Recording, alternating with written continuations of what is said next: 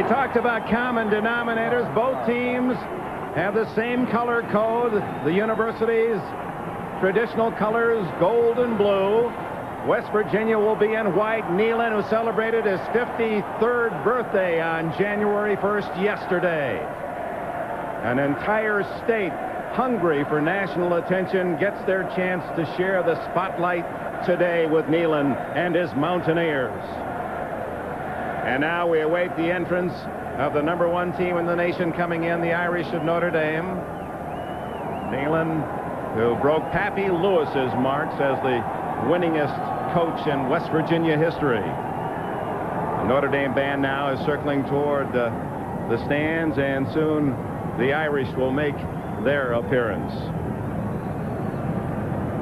Again, for those of you just joining us, Notre Dame #1, West Virginia #3, only the 8th time in the last 50 years two unbeaten, untied teams have met in a bowl game to decide the national championship. And it's the second time in 3 years that event has happened here in Tempe, Arizona. Here comes Lou Holtz and the Fighting Irish of Notre Dame, the winningest university in this football century.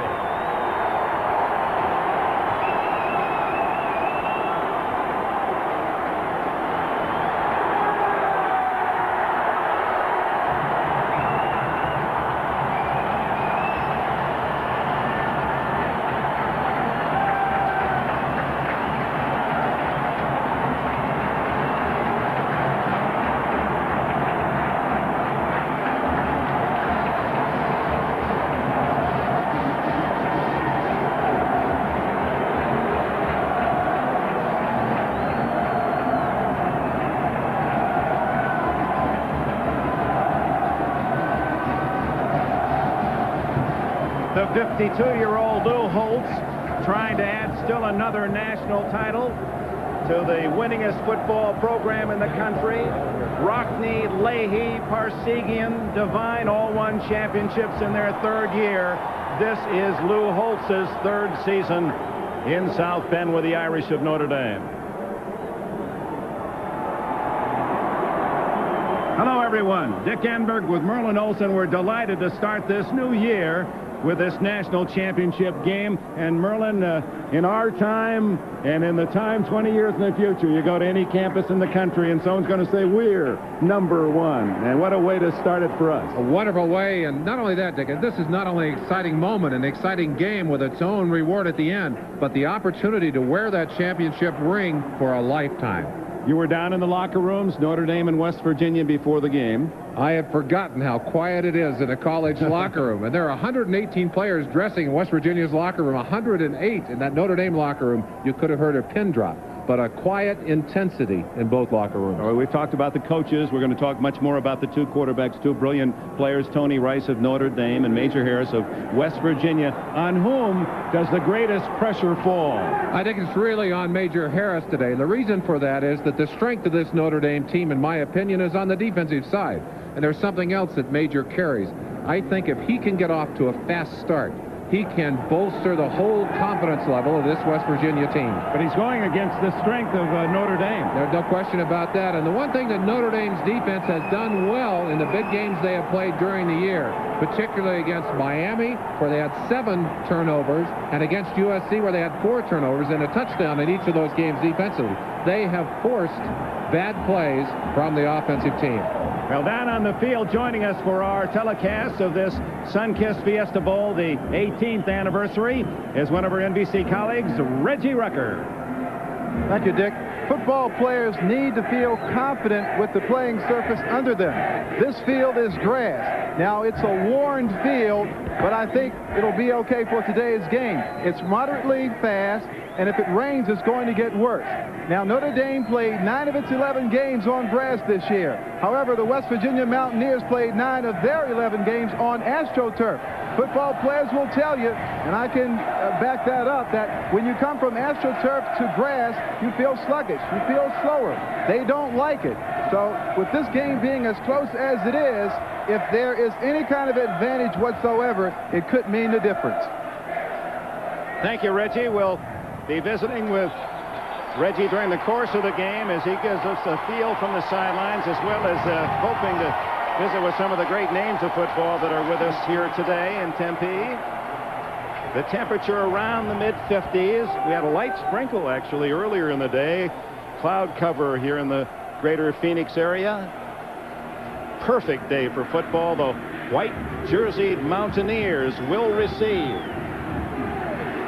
Dick, I think the one thing that is very obvious as you feel the coolness in this air, both of these teams were eager to have a cool day. I think the thing they did not want, because they trained in the cold so much, was a very hot day. The Irish to tee it up, and Billy Hackett, who is their long-range kicker, will interceptions the tackle. Frank Stamps, watch him on the blitz. 2nd and 10, and a whistle from the officials. Problem with the clock, apparently. Dick, the Irish won the toss, deferred to the second half, and I believe they wanted to put their defense on the field first today. There's Lou Holtz. He was a reserve linebacker at Penn State when Don Nehlen was the starting quarterback at Bowling Green in the Mid-America Conference. Pacing the sidelines. He's tried to treat this game as just a game for his players. Don Nehlen has been outspoken. This is the most important game for his team and the most important game in his coaching life. That's Calvin Phillips in motion, and the give to A.B. Brown finds a hole and darts out across the 30 to the 33. George Streeter, a senior from Chicago, came up to meet him. 3rd down and 3. Here's the rest of the Notre Dame defensive alignment. Linebackers and the strength of the team here. Mike Stonebreaker, Wes Pritchett. Those two men made several All-America teams, top 3. Smagala and Lido. And the corners, Streeter and Terrell, the safety men. A veteran line supporting Major Harris as he looks for 3 in the first option of the day. And Notre Dame reads it well, and Harris has dropped short of the first down at the 35-yard line by Michael Stonebreaker, number 42. That name familiar. Great name for a linebacker, Stonebreaker. His dad, Steve, played with the Lions and Colts in New Orleans. Stonebreaker playing with a bit of a stomach virus today, missed a day of practice, and Frank Stamps, his roommate, also a bit of a bug today. We'll keep an eye on them during the game. Back to punt, Lance Carrion for West Virginia, averaging 41 a punt. And Ricky Waters, number 12, is the deep man for Notre Dame, returned 2 punts, 4 touchdowns. Oh, good kick all the way to the 16. Waters from Harrisburg, Pennsylvania, has a crease and is out to the 35-yard line. The tackle made by Theron Ellis, number 66, one of the inside linebackers for West Virginia. 49-yard kick, 19 yards on Waters' return.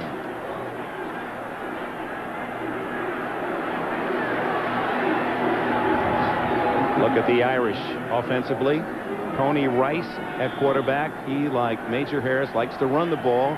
Mark Green, Anthony Johnson, they'll share the running duties. Ricky Waters and Raghib Ismail, speedy wide receiver, and Derek Brown, a brilliant freshman, is the tight end. Up the middle, go to Anthony Johnson, the big fullback, and he has 2 or 3, and then he's smothered. Charge spearheaded by number 49, the leading tackler for the Mountaineers, Chris Herring. Andy Heck made several All-America teams. Mike Brennan moves from tackle to guard. Tim Ryan, a groin injury, not in there at guard. Helt, Gruenhard, and Brown, the offensive line. 2nd down and 6. The option and the toss, and trouble. Tony Brooks has bounced out of bounds for a loss. Back at the 38-yard line, Chris Parker, number 94, was there first. Parker from Whitehall, Pennsylvania, in his 4th year. Jim Gray and Mike Fox join him on the defensive line for the Mountaineers. Ronaldo Turnbull has 12 sacks. Watch him in pass situations. Ron Ellis, Chris Herring, the leading tackler. Robert Pickett at the linebacking spots. I'll give you the deep 4 in a moment. 3rd down and 7. And Rice's first pass attempt. He breaks away from Parker, 45-50, and Rice is all the way 40, still on his feet, and tripped up at the 32-yard line.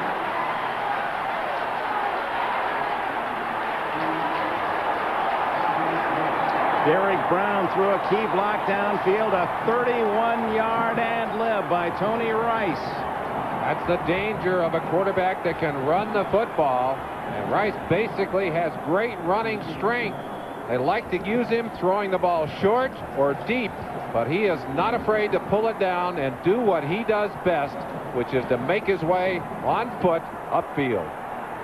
Rice, with 700 yards rushing, led Notre Dame this year. Broke all the quarterback rushing records. He gives off this time to Mark Green. Take a Tony Brooks, and Brooks is stopped after a short gain at the 31. The rest of the Mountaineer defense, let's check the four defensive backs.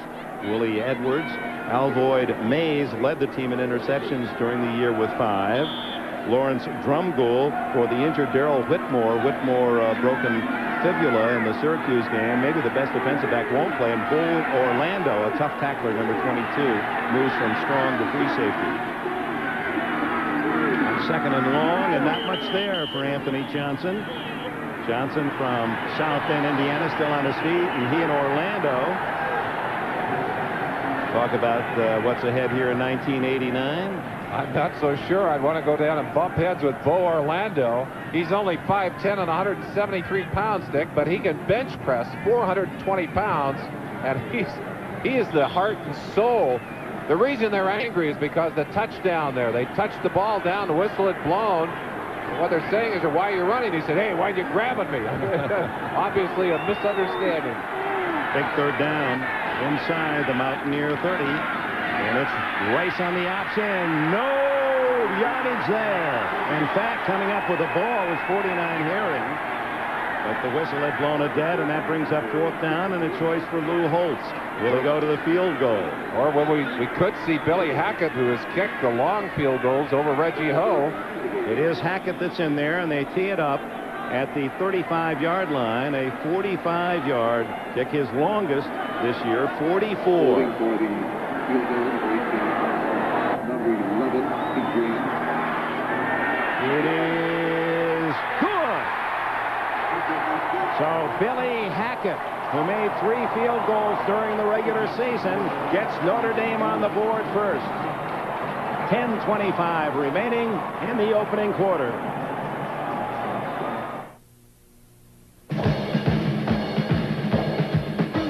The 1989 Sun-Kissed Fiesta Bowl is brought to you by the Sun-Kissed family of products, where you can be sure of the highest quality every time. You have our word on it.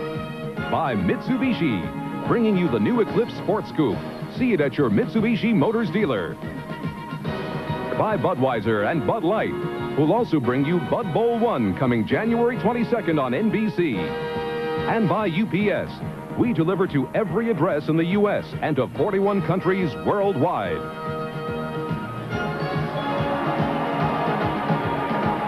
$72,000 plus. A tremendously difficult ticket to find, as you can imagine. Around 12,000 allocated to the 2 universities. And, of course, alums from around the country eager to be part of this celebration of the new year, as football's number 1 might well be decided, and the Irish lead 3-0 on a 45-yard field goal by Billy Hackett, who will now kick it off to Eugene Napoleon. It comes to Napoleon at the 9. Ooh, good special teams. Number 48, Michael Smalls. That's 2 tackles on 2 kickoffs for him as he stops Napoleon at the 21-yard line. You can hear this hit all the way up in the stands. I'm not sure that he was even aware of exactly where the man was, but he got enough of him with that shoulder just to knock him right to the ground. Notre Dame scoring on the field goal after they took the ball at their own 35 and got down to the West Virginia 28. The Mountaineers taking the opening kickoff did not register a first down. This is Anthony Brown picking up about 5 to the 26, tripped up by sophomore nose tackle Chris Zorich, number 50. Dick, one of the things we're looking at right now is 2 teams kind of trying to find themselves. They have not played a game, West Virginia, since before Thanksgiving, and Notre Dame until right just after Thanksgiving. It's been a while since they've been on the field. They're just searching things out right at the moment. I favor the offense or the defense? I think the defense initially, for sure. Brown, short yardage. Trying his left side. Zorich again in on the tackle. Make that Craig Taylor the ball carrier as he has his first call. Taylor, a 215-pound senior from Linden, New Jersey. And there's Stonebreaker and company with a tackle. Zorro, number 50, Chris Zorich, right on the middle. A linebacker who's been transformed into a nose tackle. And I'll tell you, he is a major force. He has the great build, the great leverage, short legs, powerful legs, gets up underneath, and he'll hit you. Huge forearms and biceps, and he has 4.68 speed. Major Harris gets away from Stonebreaker, has a man open but can't hit Craig Taylor. Taylor had the ball in his mitts but couldn't tuck it away. Williams, the defensive tackle, and Stonebreaker, the linebacker, pressuring Harris. Much has been written about Major Harris's passing ability, and he is a good passer. He also is an excellent scrambler, good at rolling out and buying time. But this is a very quick Notre Dame defensive team, and they've got a lot of folks who can come in there steaming to put some pressure on you. That was 30 Stams, the last man to put the heat on Major Harris. So Lance Currion will punt it again. Ooh, high snap. And he just does get it away. Low spiral. Ricky Waters inside the 30. And struggles out to the 39-yard line. 45 yards on the punt, 11 yards on the return. It's Notre Dame's ball, leading 3-0 in the Irish 39-yard line with 8:54 left in the first quarter. Welcome back to the Fiesta Bowl. Dick Enberg with Merlin Olsen and Reggie Rucker. The Cotton Bowl is a final, and the Bruins of 18-3. Terry Donahue has won 7 straight bowl games, a record, and it's Clemson beating Oklahoma 13-6 in a defensive struggle in the Citrus Bowl. Here 3-0 Notre Dame. We give inside to the fullback Anthony Johnson, and he plows out for about 9 yards to the Irish 49-yard line. Johnson, who has struggled with ankle problems all season long, limps off the field. What a disappointment. You prepare yourself mentally and you try and do everything you can to get ready for a game like this, and then early in the going you take an injury and head for the sideline, and with the history he's had with that ankle, we may not see much more of him today. 2nd down and 1. Tailback Tony Brooks spinning at the 50, and he has the first down at the 50-yard line. Ron Ellis, a junior from Norristown, Pennsylvania, made the tackle. Mike Fox, number 61, had excellent penetration and just missed the tackle on Brooks in there. Otherwise, they would have had him well before they got that first down.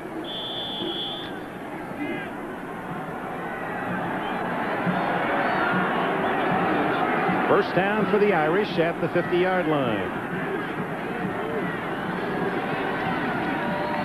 The option, and now Rice to throw, and has a man wide open. The tight end, Derek Brown, to the 27-yard line. Lou Holtz has come to the defense of Tony Rice repeatedly during the past few weeks. They've talked about Rice's poor passing, and Holtz said very quickly, he's not a poor passer. He can throw the football. What Holtz has done is to give him an opportunity to throw in a restricted pass offense. He doesn't go back there and try to read too many receivers, but they use him effectively, and when the running game is going, look out. Leading 3-0, the Irish are on the move. Here's Green. Finally pulled down inside the 15. Another Notre Dame first down. One of the things that Lou Holtz wanted to see today was a good fast start by his team. He said, quite frankly, we're not the kind of team that comes from behind well. Of course, they haven't had to do that often this year. What they want to do is run the football, basically, and then throw play-action passes to take advantage of the defense. Double tight end now as Frank Jacobs and Derek Brown bookend the line, and the give goes straight ahead for short yardage. Braxton Banks, who has replaced Anthony Johnson at fullback, his first call. Pickett and company make the tackle. Or when Notre Dame gets inside the 20, they not only score, they score touchdowns. Look at that high percentage.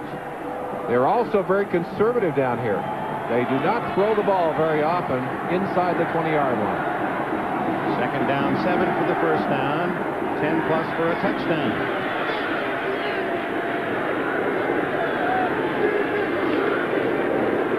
Rice keeps. Rice is to the 3-yard line and close to a first down. Bo Orlando, 22, finally brought him to the turf. And it is a well-worn field. For the first time, Sun Devil Stadium had 2 tenants, not only the Arizona State Sun Devils here on the campus, but the St. Louis Football Cardinals of the NFL. The veer option, and Tony Rice able to get the opportunity to go up inside, and if he has it, he'll take it. He doesn't want to pitch the ball down there unless he has to. And now Weldy runs it, as Southern Californians know after watching the Irish beat the Trojans and knock them off #1. It's first and goal at the 3.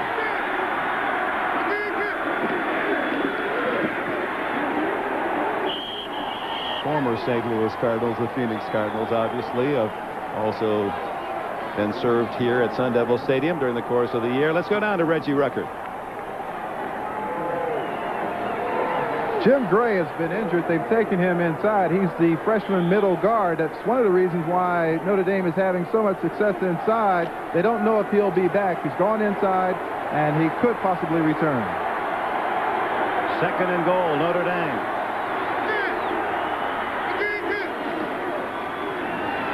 Waters. Ricky Waters, who is a tailback, but was switched to flanker in the spring.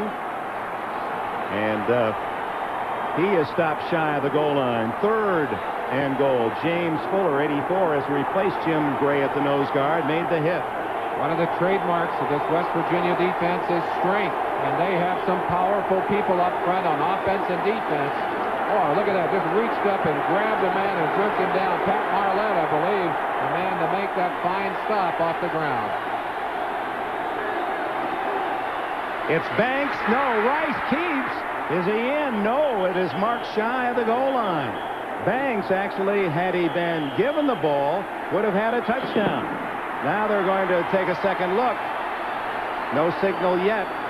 4th down, says referee Frank Shepard. And Lou Holt says we're going for 6. Take a peek at it. The fake here to the fullback, who is in the end zone. He's over the top, but it's the keep by Rice. And he's double-teamed right there on the line. Stood up. That's Theron Ellis, number 36, who did the major damage, but there were plenty of other West Virginians there to help. Anthony Johnson is the man to watch, the fullback, or Rice on a keeper. Johnson. Touchdown. Anthony Johnson, who scored 5 times this year. The junior from South Bend, Indiana, who was married just before Christmas. And that'll be one he'll be able to tell his bride about. Well, and I said we might not see more of Anthony Johnson today with that ankle. This is the kind of game that if you can hobble out there, you're going to play. And obviously, the kind of an ankle that must get better in a hurry, because he's right back in to score the touchdown. So 4 shots from the 3-yard line and a bobble snap. And the Irish will not get the extra point. Alvoid Moyes, number 3, was first in to tackle the holder, Pete Graham. So the score is 9-0.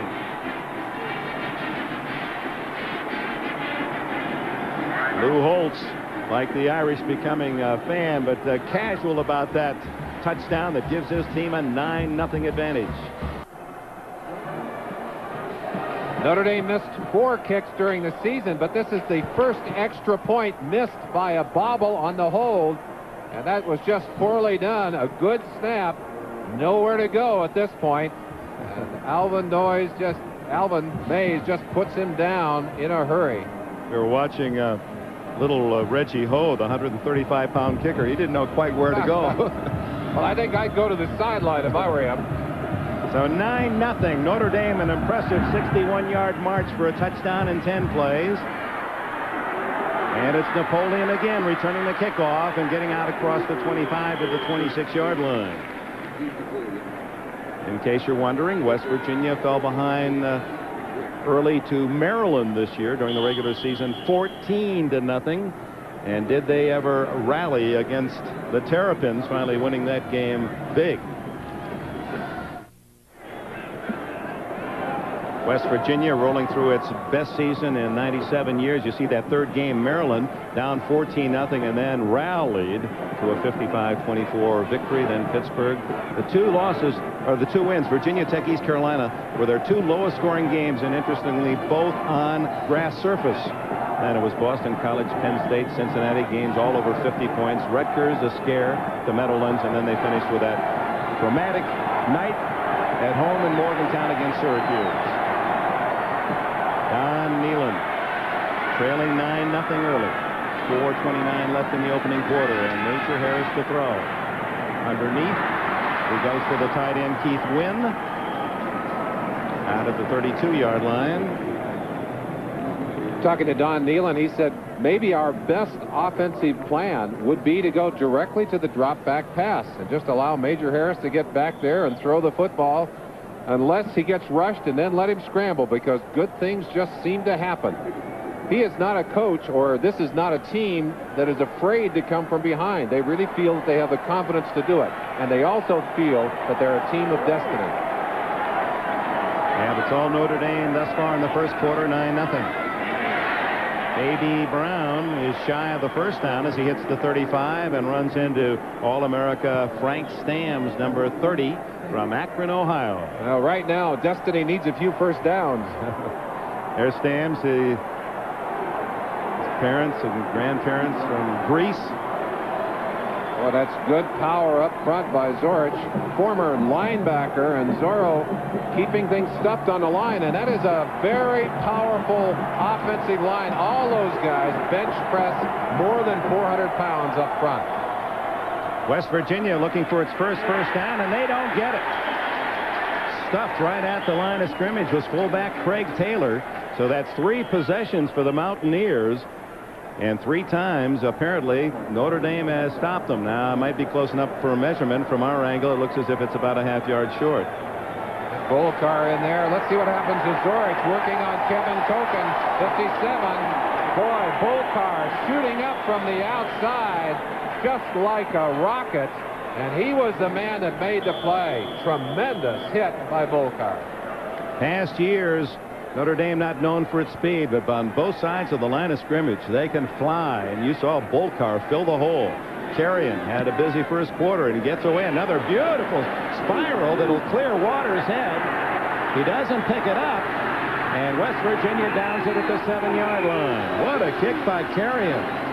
His longest this year was 57 yards, and that matched his long punt earlier in the season. Timeout, 2:41 remaining in this 1989 Fiesta Bowl.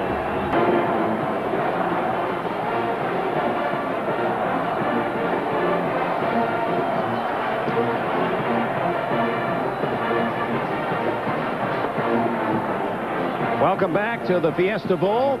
We're late in the first quarter. Notre Dame has had the ball twice and scored twice. A 45-yard field goal by Billy Hackett. And then a 61-yard drive to a touchdown. And on 4th and 1, fullback Anthony Johnson scored. Missed the extra point when the snap was bobbled. And West Virginia trying to call upon its emotional resources. That's Kevin Koken, one of the offensive captains, talking to the other offensive linemen and saying, let's take charge offensively in this game. Rice gives on the slant to the fullback Braxton Banks from Hayward, California, where he attended Moreau High School. He was the editor of the newspaper there in high school, so he knows how to write his own headlines. Well, right now, work cut out for Bob Shaw, the defensive coordinator of this West Virginia Mountaineer defense. And I'm sure he's saying to his troops, we need to come up with something big. There he is on the sideline. And I'm sure his pulse, blood pressure, both rising at the moment. A whistle, and we may have had the delay of game. Maybe a defensive player into the neutral zone. He's pointing to the defensive side of the line. False start on the defense, offense. On the offense. This is NFL Hall of Famer and Notre Dame legend Paul Hornung. Paul, 9-0 so far, so good. Well, so far, Notre Dame has really looked good offensively and defensively, but they're back down in the hole, Reggie. And you know one thing, this game's not over with by a long stretch. So you're not feeling comfortable yet? Oh, I like to see him get out of this hole, I'll tell you that. Tony Rice, pretty good quarterback, huh? Tony Rice is as quick a quarterback as I've ever seen, especially playing here at Notre Dame. He's rushed for over 800 yards. He is sensational. How about this business that he can't throw the football? He can throw it. Don't worry about it. You'll see it later on. After the penalty, 2nd and 12. Rice throws out to Waters. Incomplete. Incomplete the call. It was a forward pass. Penalty, by the way, was against the offense, and they moved that back, as you were able to see at home. This was a good pass, certainly catchable, but as is so often the case, you've got to catch the football before you look downfield. Yeah, it's a tough one, though, right down at his ankles. Yeah, it is that. Not as good a pass when we looked at it in replay as it was when we looked at it from up here. Tony Rice, by the way, that run of 31 yards a while back was a big one. It goes into the record book. We'll tell you why. It was a draw play to Green, and he smothered out at the 8-yard line, and Notre Dame will have to punt for the first time. Mike Fox, 61. Senior tackle made the stop. Going back to Rice, that was the longest run ever by a Notre Dame player in a bowl game, and it broke a 27-yard run by one of the 4 horsemen, Jim Crowley, against Stanford in the Rose Bowl game, 1925. Jim Sexton is the punter, averaged just under 39 a kick, and he'll boot it from about his goal line. Grantis Bell, number 1, is at midfield. He scuffs it, but it takes a fine roll. That was about a 20-yard roll to the 47 of West Virginia. First down, Mountaineers, their best field position at the start of the series by 21 yards. One of the things that this West Virginia team now has to do is to take advantage of their experience level. Here's the man that has to light the firecracker right here, Major Harris. And I wouldn't be surprised to see Don Nehlen's team come out right now and say, let's just get in behind that offensive line and let's start hammering and opening some holes. Let's start doing what we do best. In the eye. Now at midfield, that changes a lot of play calling. That's Calvin Phillips in motion. And the give to A.B. Brown. Tailback gets only to the 47. Back to the line of scrimmage. George Williams and Chris Zorich collaborate on the stop. Williams 69, 50 is Zorich from Chicago.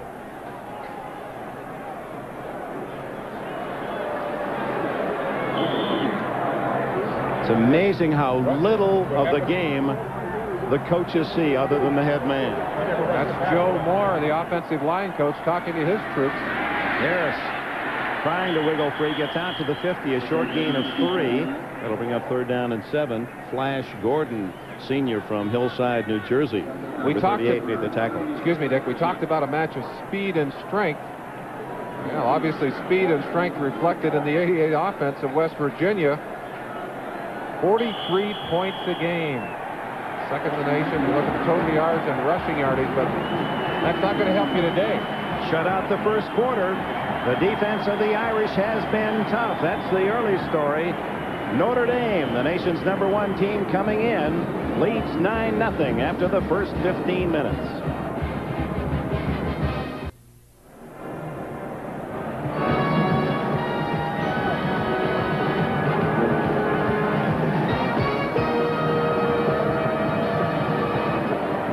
Quite a football sandwich. We're in the middle. The Hall of Fame game won by Syracuse over LSU, and later from the Orange Bowl in Miami, it'll be the Hurricanes of the University of Miami against the Huskers of Nebraska. Major Harris, 3rd and 7 at midfield, trailing 9-0. We open the second quarter. Still no first downs, and Harris hit from behind. That ball up for grabs and incomplete. Frank Stamms is right there with Keith Wynn. And again, the Mountaineers forced to bring the punting unit on. I'm sure some West Virginia people saying, why wasn't there a penalty called? Because there was a jam on the receiver before the ball arrived. But this ball is tipped. Watch the pressure from Stams right here, and he touches the ball right there. Once the ball is tipped, you can't have interference. That's why they won't call interference on Streeter, who is there to strip the ball out of number 81, Wynn's hands. Stams, who has played his biggest games against Miami and Southern California. He's tough rushing the passer. Ricky Waters is the deep man at the 10 as Carrion kicks again. Fair catch called for by Waters at the 16-yard line. First quarter statistics certainly favoring the Irish of Notre Dame as they scored on 2 of their 3 possessions. No first downs yet for West Virginia. And we talked about the importance of West Virginia getting off to a fast start. That simply has not happened. Let's credit the very quick Irish defense. They just have not allowed anything to get beyond the line of scrimmage. Small gains at every turn. And right now, the Mage is getting a word from Don Nealon. Hey, we got to get something cracking here. From the 16, the pitch is to Mark Green. And the senior from Riverside, California is out near the 20-yard line for Preston Waters. Number 5 can make the hit from Miami. And there's Green from Poly High School in Riverside, California. One of the amazing things about this Notre Dame team is how many times they have changed their roster this year. They just have shifted things all around like you cannot believe.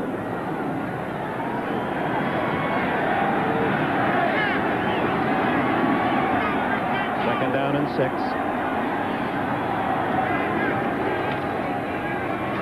Tony Brooks. And Brooks, with that last effort as he crossed the 25, may have picked up the first down. Herring and Pickett, the tacklers. Brooks and Waters were the 2 players that were disciplined before the Southern California game, and both realized that that was good for themselves and the team, and certainly had been part of the spark emotionally that helped the Irish in that big win out in Los Angeles. Brooks wasn't going to be laid out here. Got here a day early.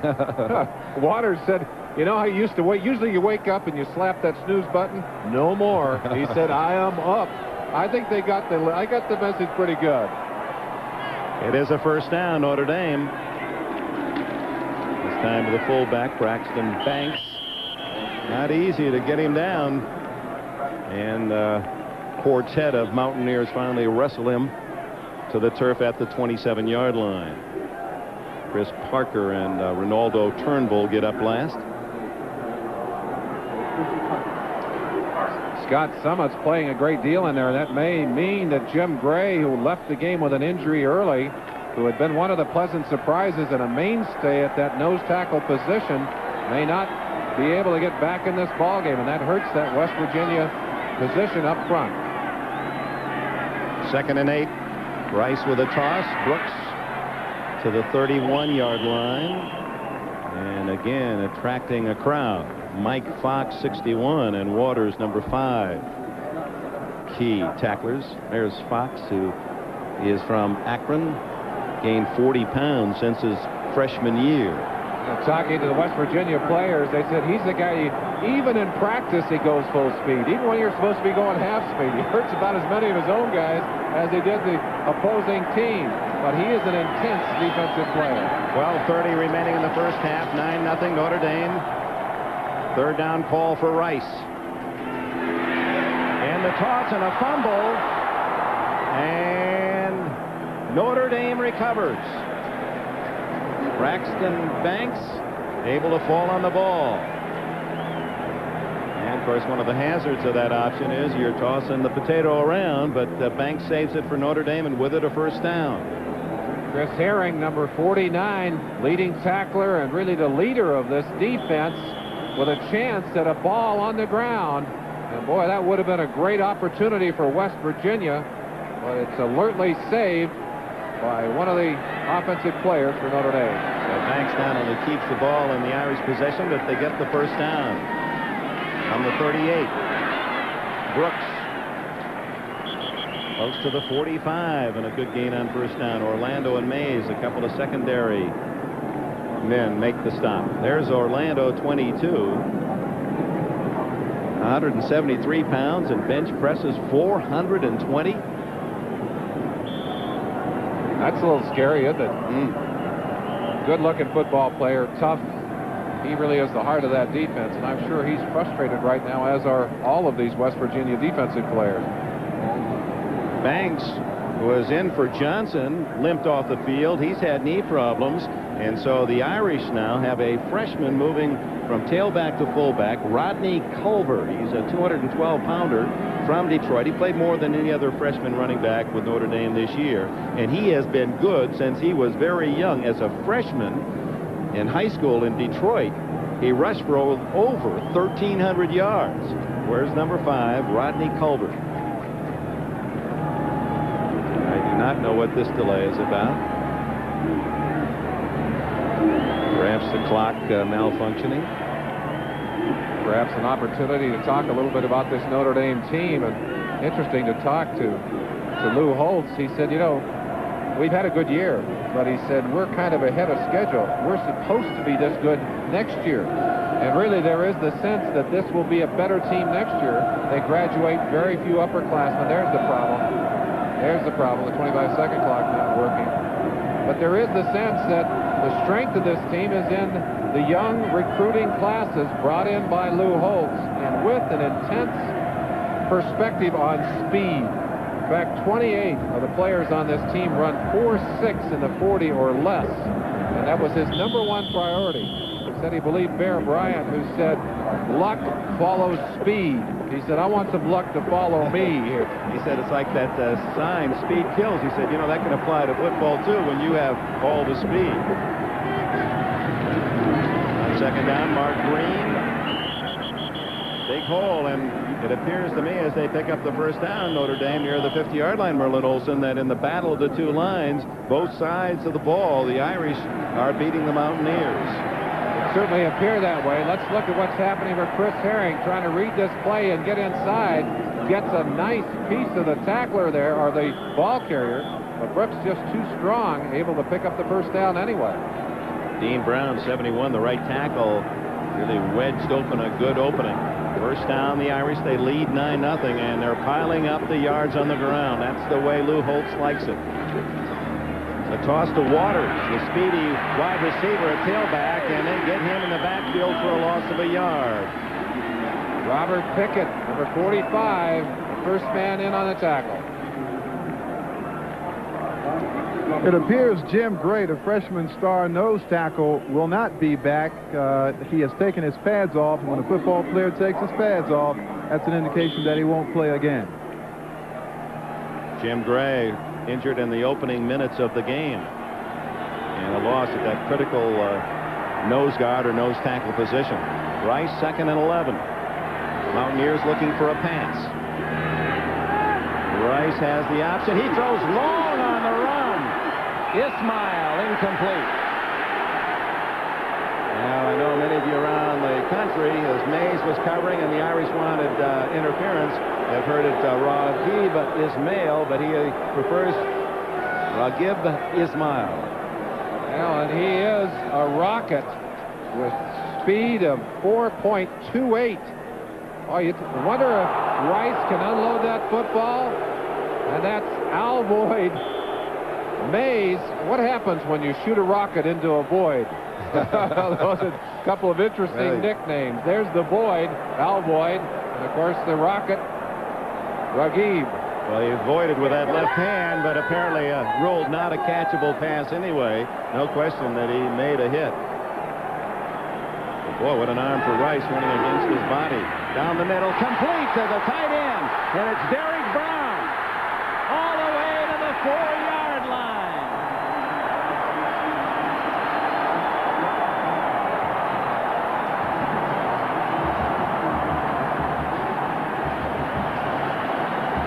Derek Brown, 6'7", 235, a brilliant first-year freshman. His first 2 catches were for touchdowns. He is a star of the future.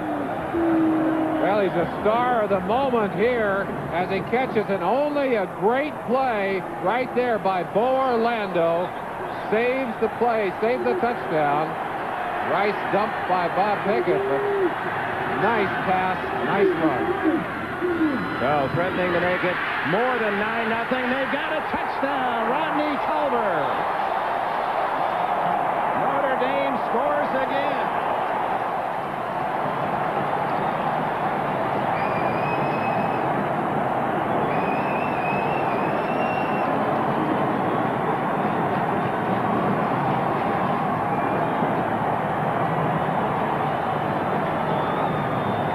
Chris Herring, 49, an opportunity, but he overran the play.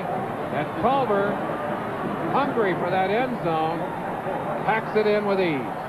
So the freshman from Detroit, Culver, playing because of the injuries to the upperclassmen, Banks and Johnson at fullback, slams in for the score. And now Reggie Ho measures off his marks as he tries the extra point.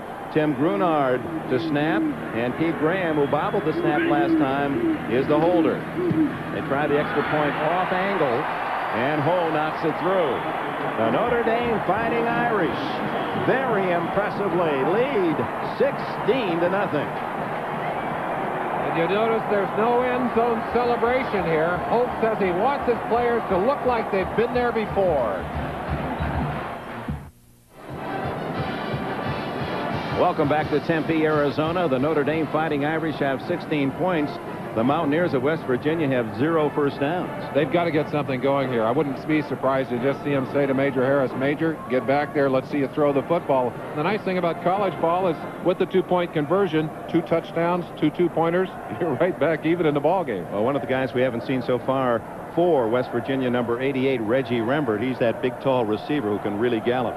They'd love to get the ball to him. They certainly need to see something started here. You see the muskets on the back of Major's helmet there. Those are for big plays. Well, they need some big plays right now. And it wouldn't hurt to start on the kickoff and get something going. There, the muskets, symbolic of team awards as well as individual big plays. No one has made more of those during his time at West Virginia than has this man in a short span. But right now, it's not what you've done in the past that counts. It's that something needs to go now. Napoleon again, who's been a busy return man as Hackett prepares to kick it off. This one's fairly short. Napoleon at his 15. Gets through the wedge and out across the 35 to the 37-yard line. Ned Bolcar 47 and 32 DeJuan Francisco make the stop. Been a frustrating day for this West Virginia offense, and it's been 3 and out all day long. Yep, the Rockettes. 3 and a kick. 3 and a kick. There's Barry Alvarez. I tell you, his troops can take some credit for that. Some fine defense from Notre Dame. Here's Harris. Throwing deep downfield for Rembert, incomplete. And leaping in front of the play, Pat Terrell, number 15, had his hands on it for a moment. There's Terrell. Remember that Miami game when the Hurricanes went for the win when it was a 1-point game? It was Terrell that knocked that 2-pointer away in the end zone. Well, you notice who was in there on the play. Wes Pritchett, number 34. Pritchett on the blitz. One of the fifth-year seniors, and there are only 3 of them on this Notre Dame squad, making his presence felt. Now that's why the pass was not only short but offline. The toss outside goes to Unger Johnson, and he is hit hard. The 41-yard line. He paid for that 5-yard gain. And I believe it was Pritchett again on the outside. Looked like he may have bent his face mask on that one, but he is one of the 3 amigos. Pritchett, Stams, and Stonebreaker, inseparable. Let's see if it is Pritchett on the outside. 29 Smagala. No, it's not. It's Pat Terrell. Pat Terrell. And the flag is on Pritchett for a late hit, apparently. Here's referee Frank Shepard. Dead ball, personal foul, defense, automatic first down. Pritchett, he's a 5th-year man, a senior from Atlanta, where he went to Westminster High School. He and some of the other men who were there at the end of the Jerry Faust reign, remember that terrible shellacking they took in Miami their freshman year. Now a chance to complete the cycle and finish their college careers with a national championship. Harris drills the ball incomplete right through the midst of A.B. Brown. Oh, he has got a rocket for an arm. What a great athlete this young man is from Pittsburgh. He's got 2 more years of eligibility. Recruited by many of the major schools as a defensive back. West Virginia, knowing that Harris wanted desperately to play quarterback in college, said, hey, we got a spot for you. And they love this man in the state of West Virginia.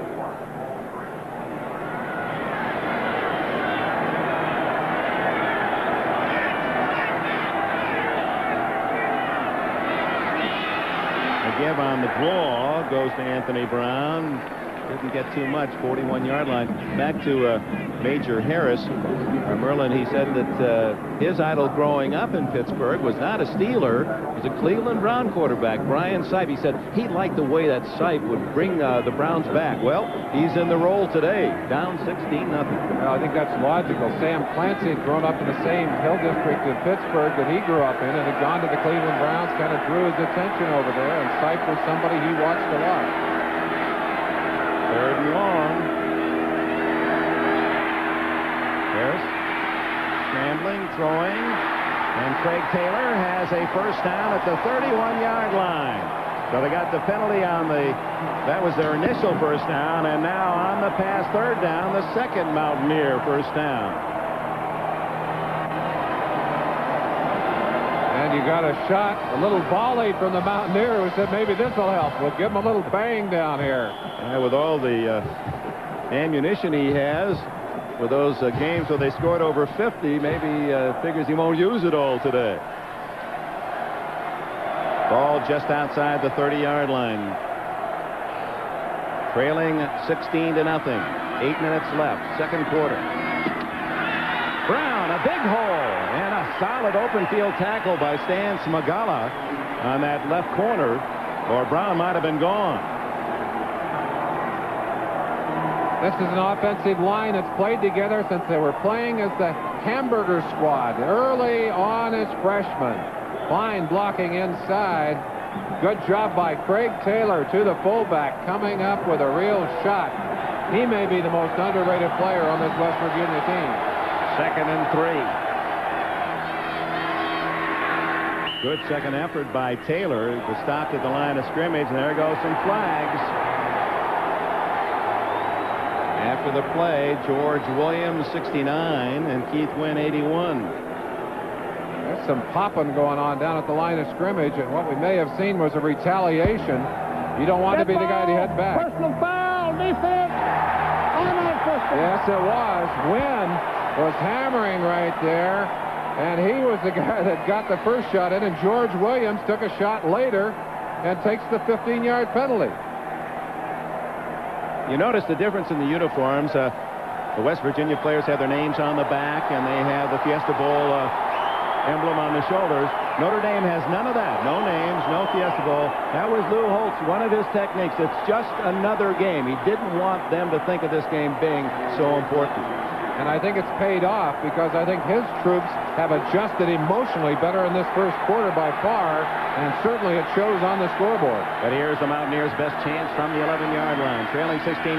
The toss to A.B. Brown. And he's bounced out of bounds at the 10-yard line. Good play by Smagala. Boy, he comes from good heritage, does number 29 Stan Smagala from Burbank, Illinois. There was a feature on his dad, you might remember, Stan Sr. At 42 years of age, Smagala's dad was playing football in junior college. Said he couldn't outrun him, Stan Jr., until he was a junior in high school. Smagala there on that right corner for the Irish. He had the 64-yard touchdown with the interception against Southern Cal.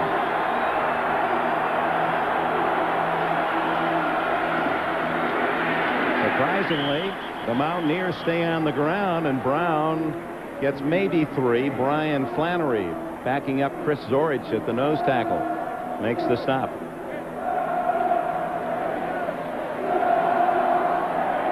This is a West Virginia team that runs a tremendous variety of formations and offensive differences, but they have not been that effective, and it looks to me like they're just leaning on that big fifth-year senior offensive line and saying, hey, we're coming up inside. Harris gets some help. Will they run it? Yes. And now he throws. Touchdown. And it was He threw it from the 5-yard line. Jamie Lamont, number 15, has the score. Now, wait a minute now. He threw it from the 5. The line of scrimmage was the 7. That may not be a legal pass. Now, they're trying to ask the question now, but this is not the kind of situation where we get a review from up above. There goes the flag. Illegal forward pass. Quarterback will cross the line of scrimmage. So the touchdown will be nullified. Major Harris scrambling, and at the last minute, the Irish came up to meet him to deny the run, and so he flipped it to Lamont, but he had already passed the line of scrimmage. That carries a loss of down, so now it's 4th down. Let's take a peek, and let's see if we can pick out the spot where he finally stops to throw this football. He brings the team up. Pritchard right there stops and freezes his foot right on the 5-yard line. Yeah, There's no question about that. And there's no question that he was over the line of scrimmage. Only a 5-yard penalty, but severity of the call, you lose the down. So there's no second chance on 3rd down. So 4th down, in comes Charlie Bauman to try a field goal, and he knocks it straight through from 29. That's not what the Mountaineers wanted. They were looking for 7 or 8. They have to settle for 3, and it's still the Irish, 16-3.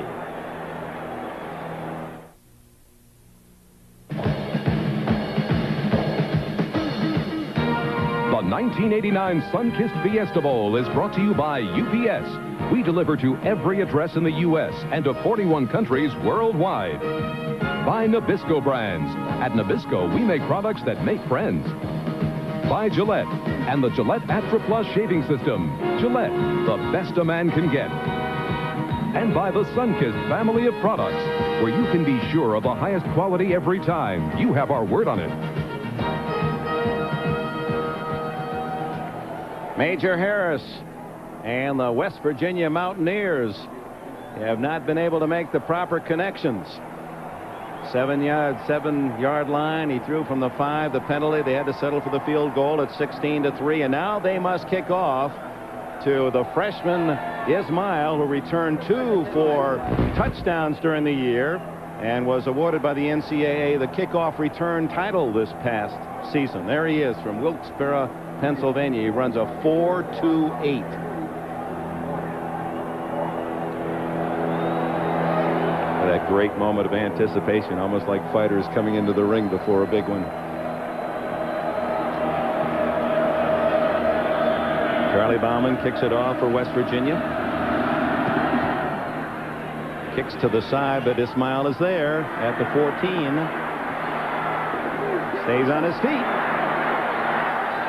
Boy, for a little guy, he's got some leg strength, carrying big men with him. 175-pound Ismail, and finally 99. Basil Proctor, who played here 2 years ago briefly with the University of Miami, then transferred to West Virginia, makes the stop. Ismail with a brother Quaddy, who's a freshman wide receiver at Syracuse. They call him the Missile, and a baby brother, Suleiman, who's called the Bomb. Well, he says his mom is called the launching pad. And you could see some power there from the rocket. He's got rocket-like strength in those legs. You're right, Dick. 37-yard line. 16-3, Notre Dame leads. 6 minutes, 9 seconds left. Third in the second quarter. Tony Rice balling out to the 42-yard line. Ronaldo Turnbull tripped him up. Quick story about Tony Rice. Got his first opportunity to get into the game when Terry Andrzak was hurt. Pittsburgh, 87. Got in there, and he was so worried about reading the defense that he lined up under the guard. Anthony Johnson said, "Tony, move over, move over."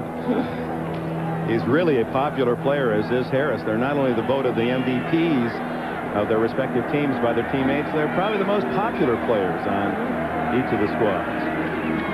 Inside handoff to Tony Brooks, and he's shy of the first down at the 46 by a long yard.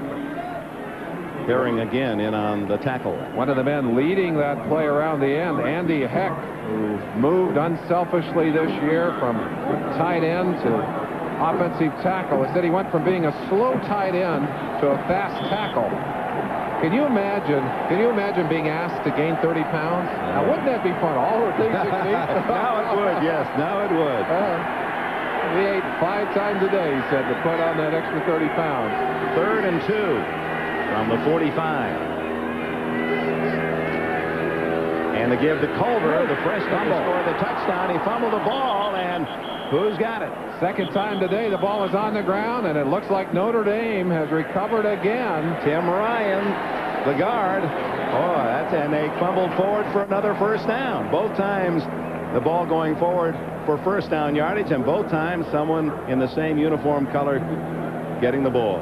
Ryan on the left-hand side on that extra 30 pounds. 3rd and 2 from the 45. And the give to Culver, the freshman, to score the touchdown. He fumbled the ball, and who's got it? Second time today, the ball is on the ground, and it looks like Notre Dame has recovered again. Tim Ryan, the guard. And they fumbled forward for another first down. Both times the ball going forward for first down yardage, and both times someone in the same uniform color getting the ball. Ryan on the left-hand side of your screen on the ground as that ball pops loose. A chance right there by Bo Orlando, number 22, but the ball slipped underneath him, and Ryan was able to get on it. Freshman Steve Grant, number 4, forced the fumble. First down Irish. Rice hit, but does not go down until he picks up 3. Fine play by Pat Marlette, number 95.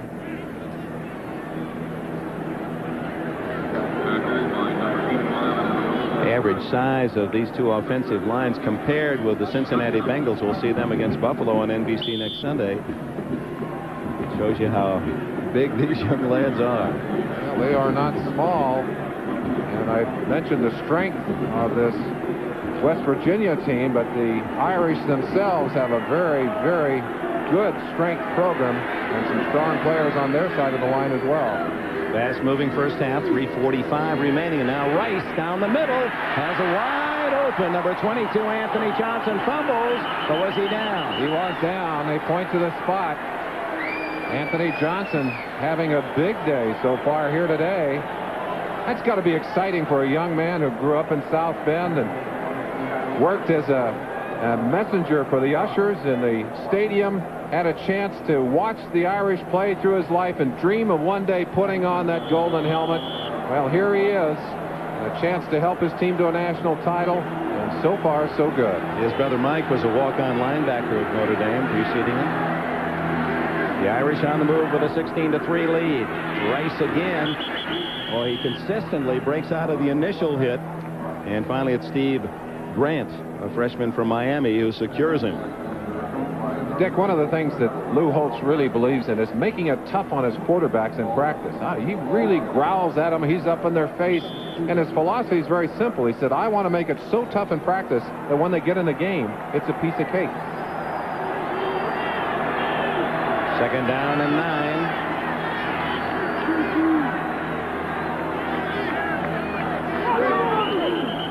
And a whistle, and that could be delay. Yeah, I believe it's too much time.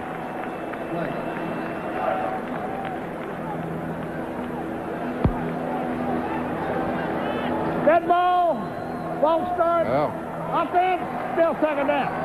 Somebody getting an early jump. Looks like Andy Heck was a little twitchy there at left tackle. 31-yard line, they set the ball. See if we can see who is getting the move. No, it's the right guard getting the move. Is that Ryan in there? Tim Ryan or Tim Grunard? Grunard. So second down, a short 14. There's Rice. Johnson. And well read on the corner, Scott Summits. We have not seen as much of the option as we anticipated. Both of these teams coming in, that was the mainstay of their offensive diet.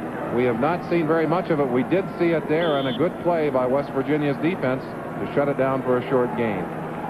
Lou Holtz figures this is the time of his life. Said never had a hole-in-one. He's an avid golfer until last year he got 2 of them. Said, what did your friend say? Said, press. Well, no pressing here. On 3rd and long, Rice. to Ismail for a touchdown.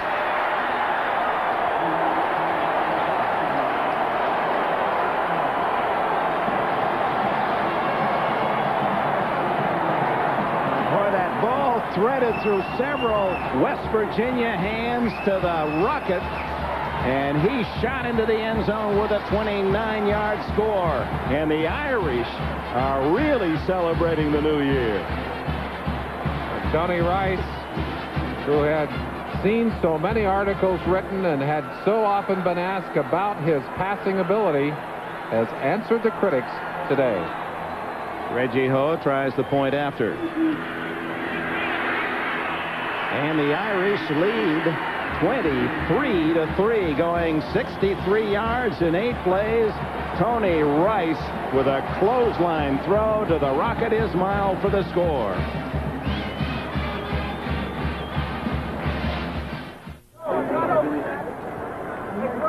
The Rocket Ismail just moments ago shouting, "Hello, Wilkes-Barre." Hey, love you, man. Wilkes-Barre, Pennsylvania. How you doing? His mother is celebrating her birthday today. He said, "I'm playing." Tony Rice's mother is celebrating the birthday of the man who threw the ball to Ismail, and said, you usually see those kids in the sidelines saying, "Hi, Mom." Well, Tony Rice will get his chance to wish Mom a happy birthday. I think he already has. Napoleon.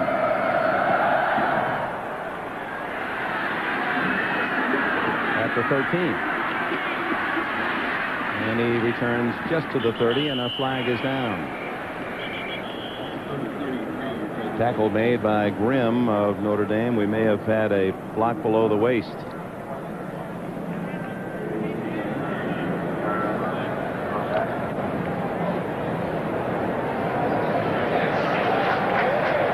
.143 remaining in the half. The penalty will push the Mountaineers even deeper back. All the officials from the Southwest Conference, Frank Shepard, the referee, Messrs. Voss, Coleman, Underwood, Moore, Lewis, and Evans. On the run back. First down. Now that'll take it back to the 17-yard line, and not much time for Major Harris. 1:43, trailing 23-3. And we have a timeout. A reminder, later in today's game, we'll be selecting the most valuable player. Sunkist will donate $2,500 to the Boys and Girls Clubs of Arizona in his name.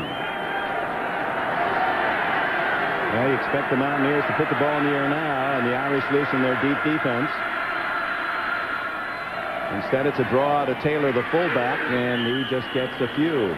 Shy of the 20, met by Don Grimm, a sophomore linebacker from Scottsdale, Pennsylvania.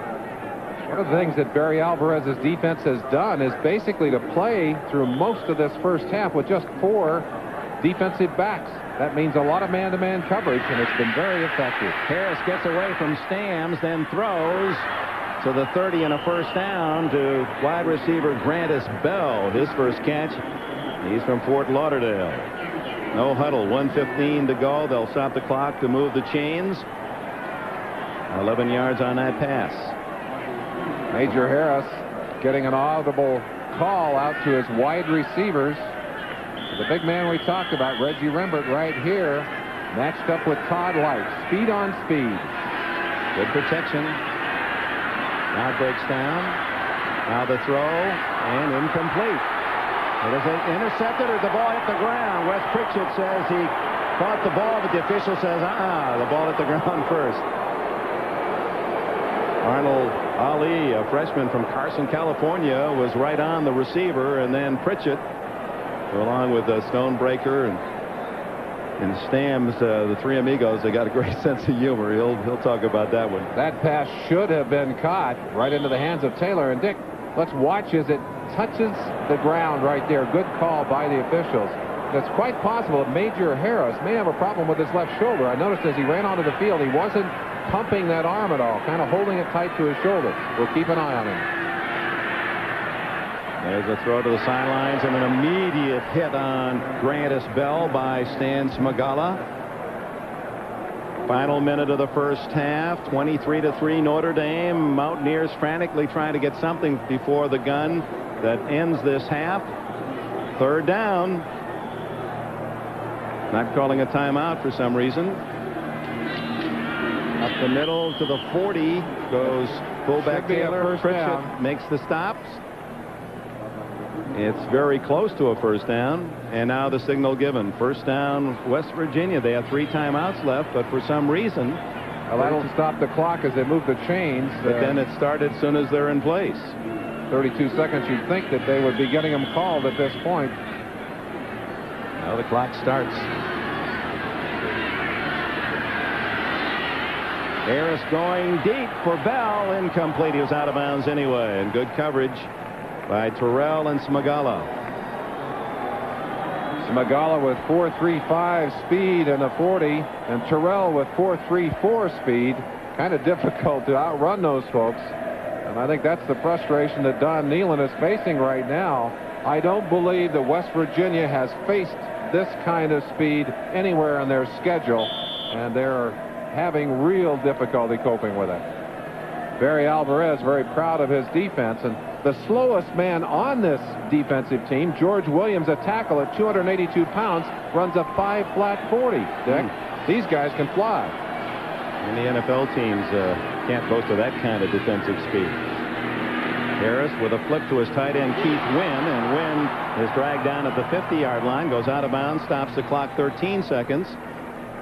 But those little short gainers aren't going to do it for West Virginia. They need one big play here if they're going to add to their 3 points of the first half.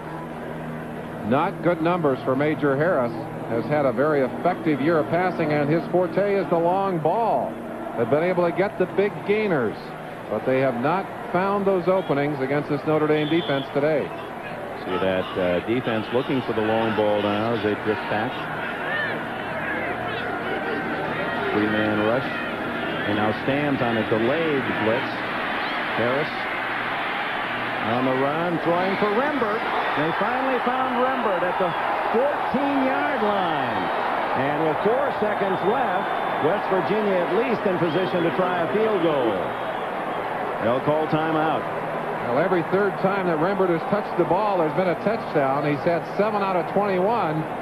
This one does not go for the TD, but does put them in position to go for some points. And with a timeout, 4 seconds to go in the half, we'll return to see if they go for 6.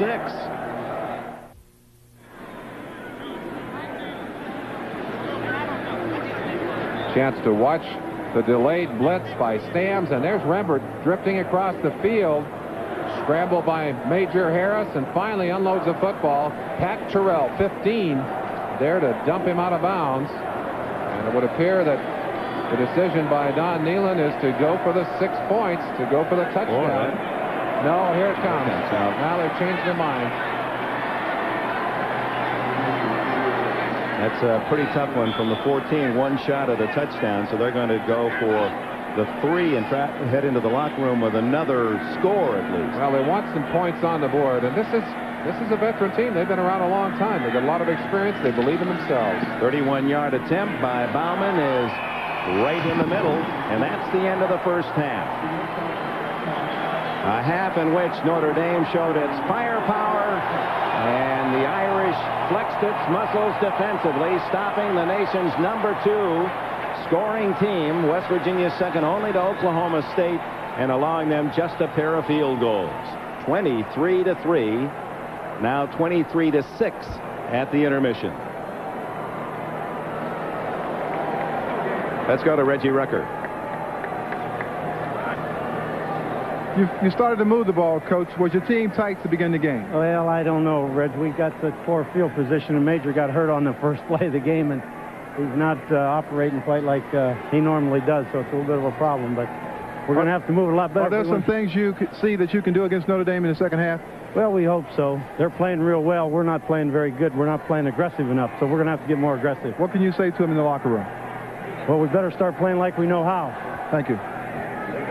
All right, and there's the word that Major Harris, what a tough break for the Mountaineers, was injured, not seriously enough to take him out of the game, but is feeling some pain and is not 100% hurt in the first play of the game. The Notre Dame Irish 23, the Mountaineers of West Virginia 6. Will be back after these messages from your local station. welcome back to our studios in New York. Championship Monday continues here on NBC. Gail Gardner along with Jimmy Cefalo and Don Shula, and we are at halftime of the Fiesta Bowl with Notre Dame leading West Virginia by the score of 23-6. Now, earlier today on NBC, you saw Syracuse defeat LSU in the Hall of Fame Bowl. The final score there was 23-10, and the Orange setting the tone early in that one. The opening drive for them, Robert Drummond gets the handoff, goes in from 3 yards out. Drummond 122 yards on the day. Later, LSU gambles, 4th and 1 on the 11. Victor Jones, though, is stuck as the Orange shut down the Tigers' offense, and they win the Hall of Fame Bowl. The final score again was 23-10.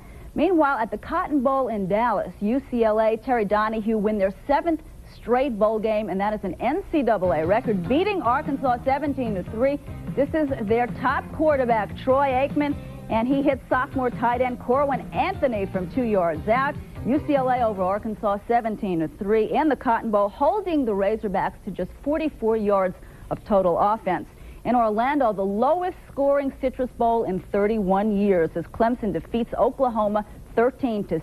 Now, late in the game, the Sooners with a chance to try to pull this one out deep in Clemson territory. And watch quarterback Jamel Holloway. He is being pressed.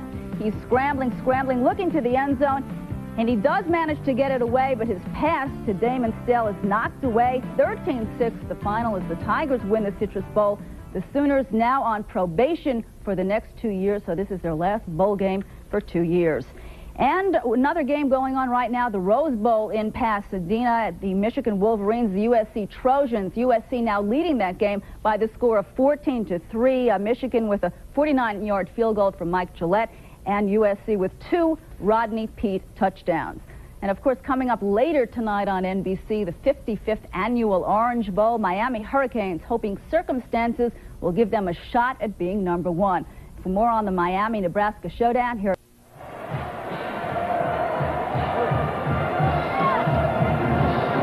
Getting ready for the second half. West Virginia in white, and a time where Don Nehlen had to appeal to all of their offensive weaponry, and it is a team that can score often and can score from any part of the field, but the big question mark will be the shoulder of Major Harris. And Lou Holtz, he's with 1 minute to go, he'll still say we haven't won this yet if you were up 100-0. Well, they're not up 100-0, but they certainly have dominated in the first half. The statistics will bear that out, and they have not needed the turnover, which was the big tool they used against Miami and SC. They've been able to do it with great defensive pressure on the West Virginia offense and with a relentless offense that has been very, very productive. 2-1, the Irish offensively over Don Nehlen's team. In case Nehlen does have to go to the backup quarterback, number 7, Greg Jones, he is even a stronger passer than Major Harris, but he doesn't have the versatility nor the experience with the offense. I think the key word there is experience, and that decision by Lou Holtz to defer. They won the toss. They decided to put their stronger unit on the field, the defense, that has paid such big dividends, and there is Jones, the backup quarterback, and they're acting as if he might be coming in the way his teammates are coming over to him. Well, he may be the man who's going to be called on, and if that injury is serious enough to Major Harris. The other thing that's interesting, when you see a backup quarterback go onto the field, very often there's a letdown by the defense. I don't know why. It just happens. Let's see if perhaps that won't be the case here. I'm sure that would be welcomed by all the West Virginia fans. There's the Rocket Ismail. He had a touchdown reception in the first half, 29 yards. Short and kick. Bauman's kick is to the side, trying to keep it away from Ismail, and they just lateral it back to him. And he's out to the 33, and that's all. Waters, number 5, the first man there. Braxton Banks caught the ball and quickly got it back to someone who can run a little faster. In the first half, in case you're just joining us, the Irish were very productive. 5 possessions, 3 touchdowns, a field goal, and only once were they held on downs. And that was when they were inside their own 10-yard line. And much of that success due to Tony Rice, both running and especially throwing the football. Rice gives to Mark Green, and the senior on first down is out to the 38-yard line. Orlando and Drumgoole, the safety men, make the tackle. Major Harris, yards per completion. Oh, 19 a completion throughout the course of 88, 13-6 today, and Tony Rice hitting the big numbers. Boy, look at those numbers average for the day. The patterns have been open. Every pass has been over the middle. He hasn't worked the sidelines at all. They've found the openings right down the middle. Ismail and Eilers to the right. They hand off to Brooks, and he's met solidly at the line of scrimmage. Theron Ellis, junior inside linebacker, with a good pop. Robert Pickett was there as well, and Orlando. So third down, Notre Dame, and about 3. In comes Green with the play. Brooks goes out. His first possession of the second half really sets the tempo for the next 30 minutes. So for West Virginia's defense, the challenge is there. Rice keeps, tosses to Green, and on the option, the Irish have the first down at the 44-yard line. Drumgoole and Orlando, the tackler, is a 6-yard gain. Green, who is a basketball star in high school in Riverside, California, he played behind a pretty good shooter, Reggie Miller, the All-America at UCLA. In fact, he says that's his favorite sport, basketball. And there's Major Harris. Apparently, they've attended to whatever the injury might be. We've tried to get some confirmation of the injury, what it is, and its seriousness. No one has been able to locate that yet. Green finally tripped up. Dale Jackson, 93, and an outside linebacker, able to make the stop. He's from Canton, Ohio, home of the Pro Football Hall of Fame. Well, Harris is going to practice some snaps, so apparently, obviously, a courageous effort in the first half if he was injured on the first play and never came out. Second down, between 6 and 7. Ooh, Rice, good job of pulling the ball away from his fullback and coming back. It appeared to be a little bobble in there. Chris Herring makes the stop at the 49 of West Virginia, where it'll be 3rd and 4. Chance to watch the execution on that last play. You read on the first and then duck back inside. Rice trying to cut back against the grain, knowing how eager this West Virginia team is to get outside and stop him. Able to pick up a little bit of yardage there anyway. And tight end is on the left side. 2 wide receivers to the right. He's liking Derek Brown. Oh, he's going to keep it this time. He cuts inside, and he's nailed by Dale Jackson and Bo Orlando. And I don't think he picked it up. Looks like he's a yard short. And here comes the punting team on for Notre Dame. So West Virginia does something they accomplished only once in 5 possessions the first half, and that is stop Notre Dame from scoring. Grantis Bell will be the return man for the Mountaineers. He's back at his 10-yard line as Jim Sexton, South Bend, Indiana walk-on, will punt it.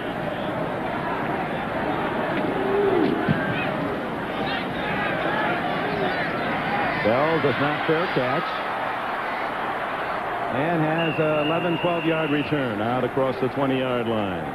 So West Virginia desperately in need of a score, and Major Harris apparently will be the quarterback when we return. The Irish 23, the Mountaineers 6. Welcome back, Major Harris. This is the first quarter, the 3rd play of this game, and this apparently is where he injured the left shoulder. Watch. Hit, knocked down by Alm and Stams. He's driven down on that left shoulder, and you see him wince and reach for that shoulder right there. Just moments ago, you see them adjusting. I'm sure as he's lifting that arm, he was having trouble lifting that arm. He was holding it tightly against his side in the last couple of series of the first half. He may have gotten a little help to block the pain in that shoulder in the locker room.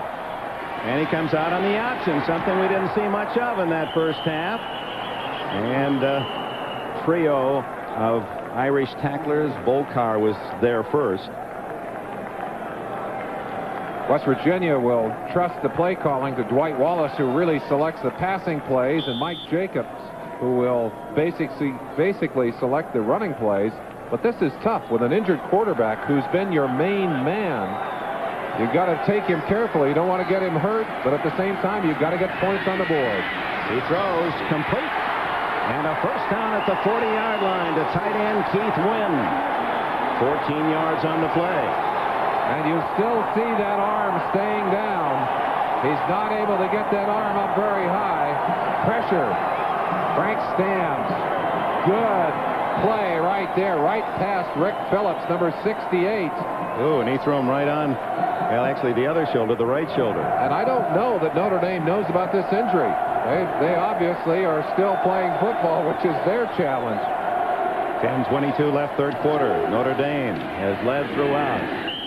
Craig Taylor, the fullback, met by Wes Pritchett, the inside linebacker for the Irish, who reads poetry. I asked him who his favorite poet is, and Pritchett said, E.E. Cummings, as in, how do I love thee? Let me count the ways. Well, having had a chance to visit with these Notre Damers in South Bend, I got a little taste of Shakespeare the day I was there for a scrimmage. He is a character. He'll be drafted fairly high next spring. Harris losing his footing, and there's the difference between grass and the artificial turf, and the fact that Harris was operating in an area of the field where there is nothing much more than sand. Jeff Alm secured him. For 4 weekends, this stadium has hosted back-to-back professional and college games, and it tore the middle of this turf right out. And of course, you're right, Dick. That's painted dirt down there, and it does not hold the cleats like the artificial turf. 3rd and 8 from the Mountaineers 42. Stams putting on the pressure. Harris throwing into coverage, and the interception by Pat Terrell.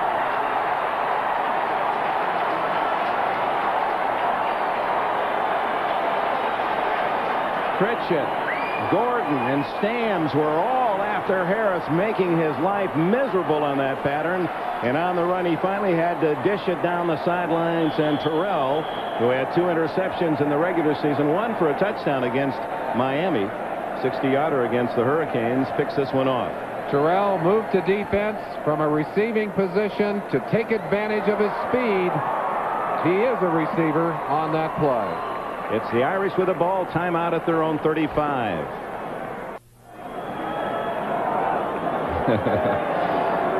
Leftovers from the holidays into the new year.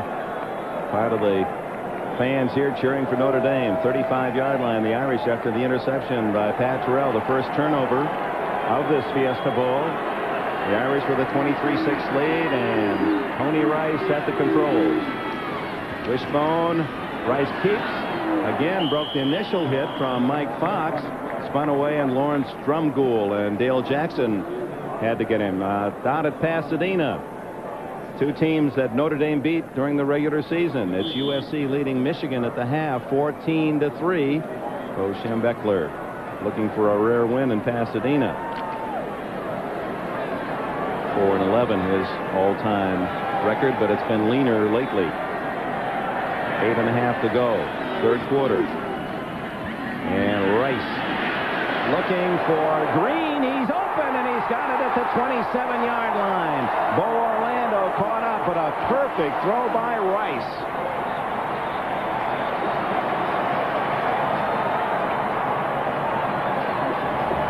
Lou Holtz has utilized the skills of this offensive team extremely well. This is a single pass option right here. He knows who he wants all the way down the sideline. Play action encourages Bo Orlando to stay up front just a little bit too long, and Green's speed is the difference there as that ball hits the target. 1st and 10. 35-yard play. Now Tony Brooks swings to the outside and has about 10 yards to the 16-yard line. Chris Herring finally tripped him up. Allen, that offensive line has done an outstanding job of opening holes and protecting Rice when he's needed it. Well, they certainly have, Dick. Dean Brown and Tim Grunhard, Mike Helt, Tim Ryan in there, and Andy Heck. And this line, except for Heck, will be around next year. And they're probably going to be even tougher next year than they are this year. Only going to lose 6 starters from today's game. Double tight end, Frank Jacobs and Derek Brown. And it's the fullback, 22, Anthony Johnson, the first option inside the 15. Scott Summit, 73, made the tackle. Let's check some of the men up front for the Irish. You watch and see how many of the white shirts are moving backwards. That's Brown right there, just driving Herring off the ball. He's got him 10 yards back. Well, you get some kind of award for that kind of blocking. Dean Brown from Canton. Alan Page, the great All-American Hall of Famer from Canton, Ohio, migrated to the Irish campus. Flag down before the snap. Well, it's understandable. Folks north. Offense. Still second down. Dean Brown is the strongest of that offensive line, a bench press of 425 pounds.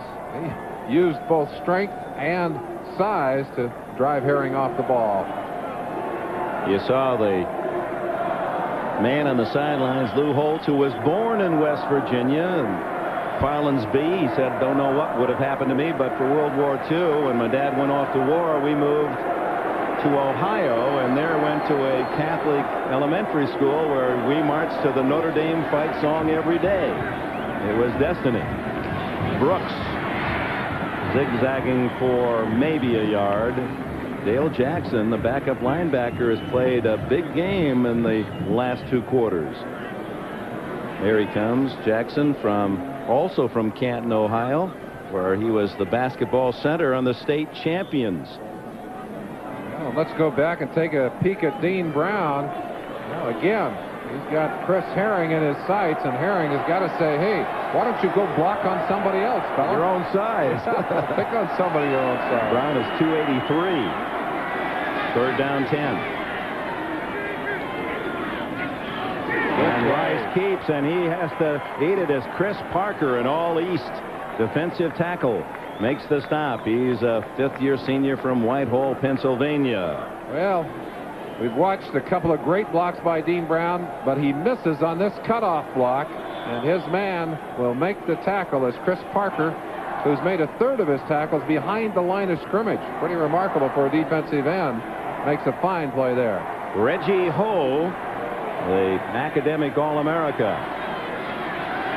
He's got a routine, little magical touch with the fingers, and now his kick is good from 30 yards. Ho, who kicked 4 field goals in the opening season win against Michigan, has his first today. It's 26-6. West Virginia has 3 players out of this ball game. First of all, Jim Gray is out, middle guard. John Stroyer, the starting offensive guard, is out, and running back Andre Johnson is out. Replacing Stroyer in the starting lineup is Brian Hendricks, a senior from Maryland. So they have 3 players out of the ball game, and I know with Stroyer out of this game is going to affect that offensive line play. Well, that unit, 5 men who band together for so long, and you just take one man out, it has to be disturbing. So injury is part of the West Virginia story. You visited both Morgantown and South Bend right after our final NFL regular season. Merlin, any impressions you can share with us? Well, I certainly was impressed with both campuses and both athletic programs, and traveling back and getting a chance to drive through those beautiful mountains back into Morgantown and meet a lot of friendly people. I tell you, they greeted me. That's like going home to me, getting back to the mountains and folks that'll sit down and look you in the eye and talk with you. Very friendly welcome. I've got great respect for what they're doing back there in West Virginia's program. Hackett approaches the ball.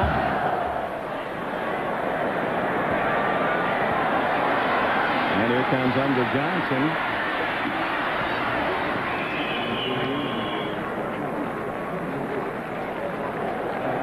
Actually, Tim Williams, number 24. Andre Johnson, 34, is one of those injured. And Andre Jones, the linebacker, has been a major force here on special teams, just pounding people and knocking them down today. Major Harris, who looked a bit sharper in the first possession, but then was intercepted as he was pressured out of the pocket. What a talent he is.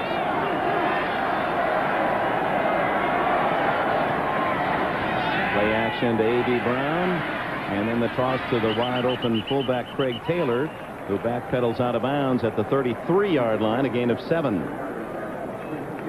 Grannis Bell, wide receiver, all alone downfield by himself, but not spotted by Major Harris on that play. And I've got to say that with an injury, particularly one to your shoulders, that's got to bother your rhythm. The ability to run, the ability to pick things out downfield. And one of the strengths that Major Harris had demonstrated throughout his 2 years of playing as the starter for this offense is the ability to scramble, get that extra piece of time. 2nd and 3. And again open is Taylor. Same play to the other side, and Taylor bulls his way to the 50. Understand that Johnson a knee and Gray and Stroya suffered concussions, and Harris a left shoulder injury.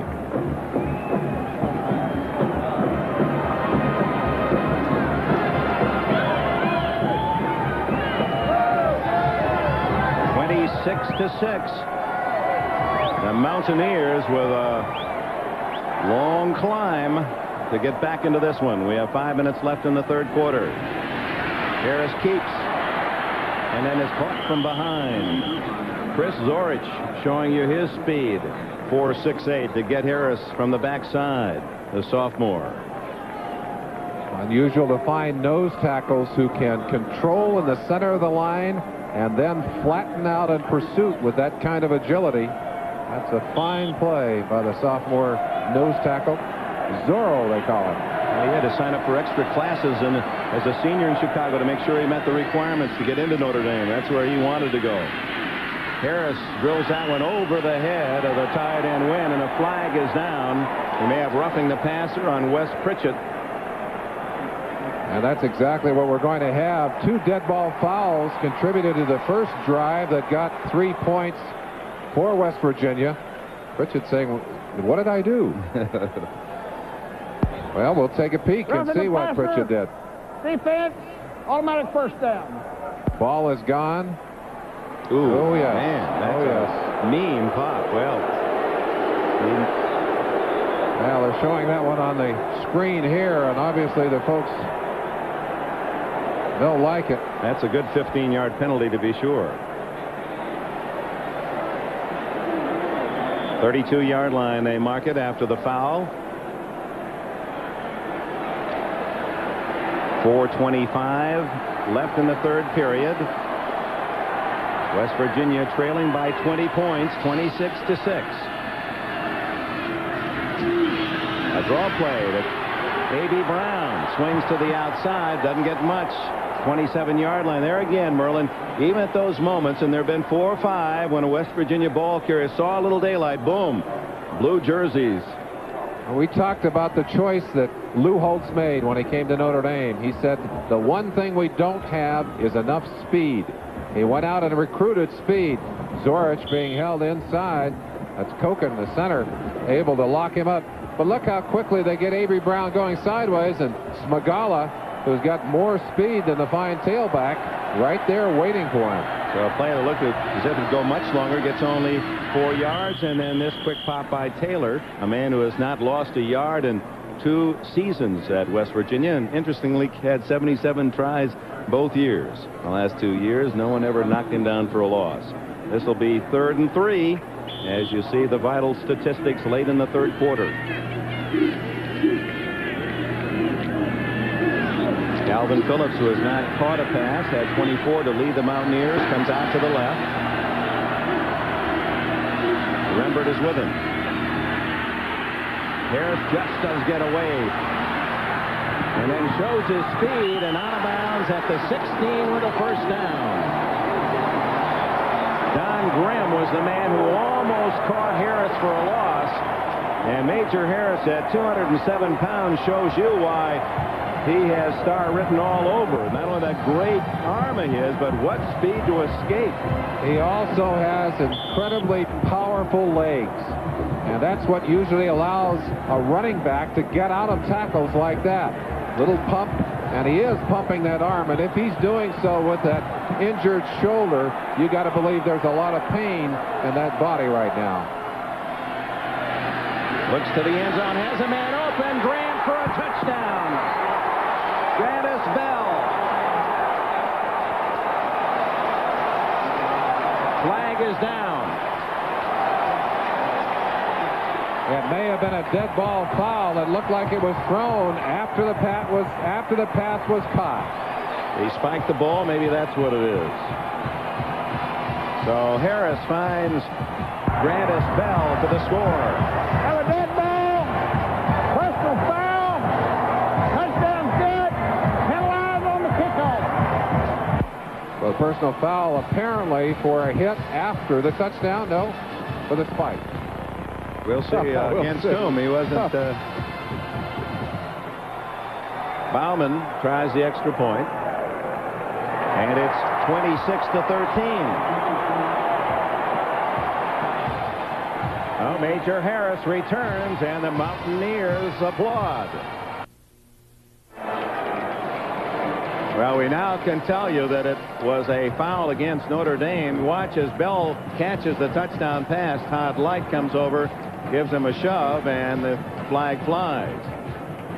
But this is what they have been hoping for here in the West Virginia section all afternoon. And I'm sure all the troops down at Crockett's finally getting a chance to cheer in Morgantown.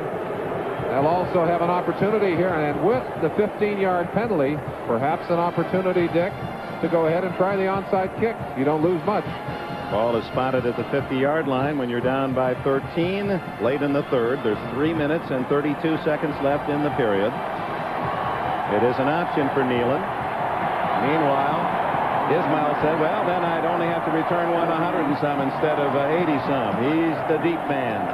Well, your choice is simply to try and rip it out of the end zone and trust in your defense, or to go after the onside kick, and let's see what Don Nealon has decided to do. It's interesting, Lou Holtz, who believes that the special teams set the tempo for the entire game. He puts his two top fullbacks, Braxton Banks and Anthony Johnson, they're the wingmen in front of Ismail. And he says, hey, I'm thinking that way too. Watch out for the onside kick. Nope, that's going all the way out. And Ismail won't have a chance. And it's a touchback out to the 20-yard line. Yeah, Bolkar on the ground on that play. Quickly back up. Scoring drive. Well, good news for West Virginia. Didn't take him long, 2 minutes. As Harris was 3 for 3 passing on the drive, and the payoff, a 17-yard throw to Grantis Bell. And what Don Nealon and his West Virginia coaches are saying right now is now we need to pounce on them defensively and convincingly turn the momentum of this game back in our direction. And boy, there's an emotional coach. He's saying that's the first step. Now let's see what we can do with the defense. Rice hands off to Green, and he's hit in the backfield for a loss. Number 61, Mike Fox, and 93, Dale Jackson. You know, many fans, both sides, West Virginia, Notre Dame, gave up Christmas to spend their money to come out and see this battle for number one. And there are literally hundreds here that this is their Christmas present, to see these two teams play in person.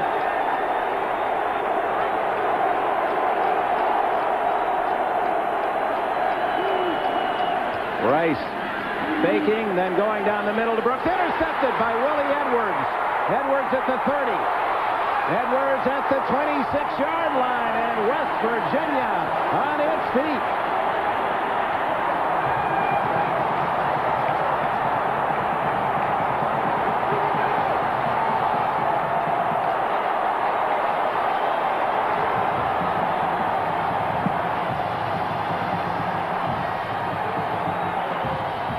You saw Lou Holtz saying to Tony Rice as he came to the sideline, it's all right, it's all right. He's got a young team. They have had trouble sustaining their scoring in the second half. But right now, the defense that has been so dominant in the early going in this game backed up, needs to rise to the occasion. For West Virginia, it's very simple. They've got to get into the end zone. Again, Rice going down the middle, and this time Edwards was laying and waiting from the 26. First turnover for West Virginia, and Harris now. And he'll have to eat it. Half the Notre Dame team gets him at the 27-yard line. A loss of 1 or 2. All of his receivers were over on the left side, so when he was pump faking, there just was no one there to deliver the ball. Harris brings him out of the huddle. Phillips left. Remberg right. Harris looking for Phillips. He's covered well. Now he throws long for Bell. Oh, what a defensive play by Stan Smagala. Reaching in and knocking a touchdown away. Meanwhile, Wes Pritchett was the man harassing the quarterback. You get a feeling for the kind of power that Major Harris has in that arm. He can kneel down on one knee and whip that football 50 yards. That one in the air a long distance, but it is indeed a beautiful defensive play. Look at that arm right up inside and knocking that ball away. Grandis Bell flirting with 2 touchdowns here late in the third quarter. Exactly 2 minutes remaining in the third. West Virginia down 23-6 and then 26-6 early in the third. Has scored a touchdown in the third quarter, and now another chance, except Harris has to eat it at the 42-yard line. George Williams and Frank Stams. Arnold Ali 97 is in there. Ali, a true freshman who's had trouble keeping his weight up during the season. Gone from 207 down under 200 pounds. There he is, top of your screen. He and Stams both coming in with great heat. And that's a sandwich there. No one back for Notre Dame, so the interception by Edwards produces nothing, and now Carrion will try to drop it inside the 20. He hits this one into the end zone. Trying to pooch it and just got too much on it. It'll come out to the 20. Oh, Notre Dame survives the interception, and boy, they're really patting the defense on the back on the far side.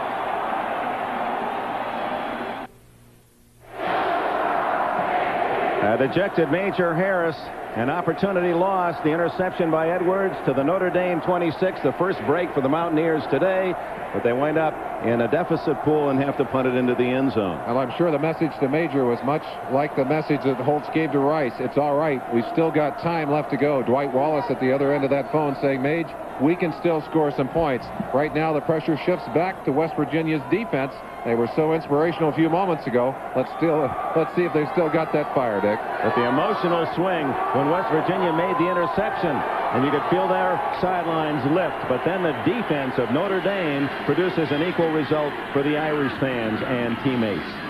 The toss to Mark Green. Runs into his own man. Blocker Frank Jacobs was the man who stopped Green. He was pushed by the defender Chris Parker, who set up the play with his charge. Parker, an all-East performer. That very distinctive logo on the sides of the helmets, one of the changes that Don Nehlen brought with him to West Virginia at WV. Don't do WV. They wouldn't fit in a VW.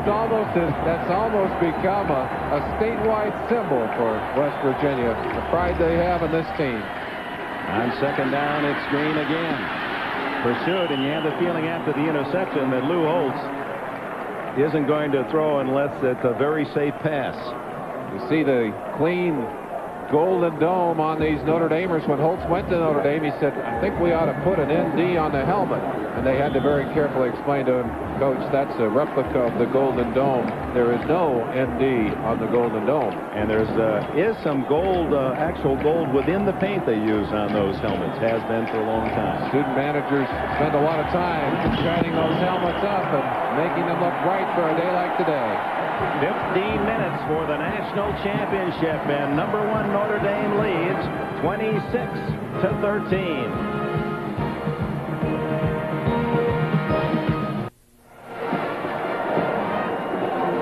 We open the fourth quarter, the commander of the Notre Dame ship.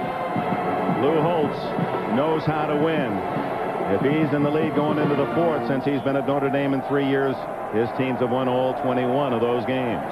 He leads 26-13, and it's the Irish ball at their own 23, third down and 7. And a draw, and Rice has the first down and more up to the 39-yard line. In fact, Ryan and Heck opened the hole. 16 yards for Rice. Orlando made the tackle. You attack a defense in so many ways. When you know that they're eager to respond, they're keyed emotionally, you simply give them a chance to rush the passer, and in essence, they create the hole for you with some fine blocking inside. Mike Hecht in particular doing a good job of sealing off on the strong side on Parker. Now Rice back to throw. Has a man wide open. Out of bounds goes Ricky Waters inside the 5-yard line.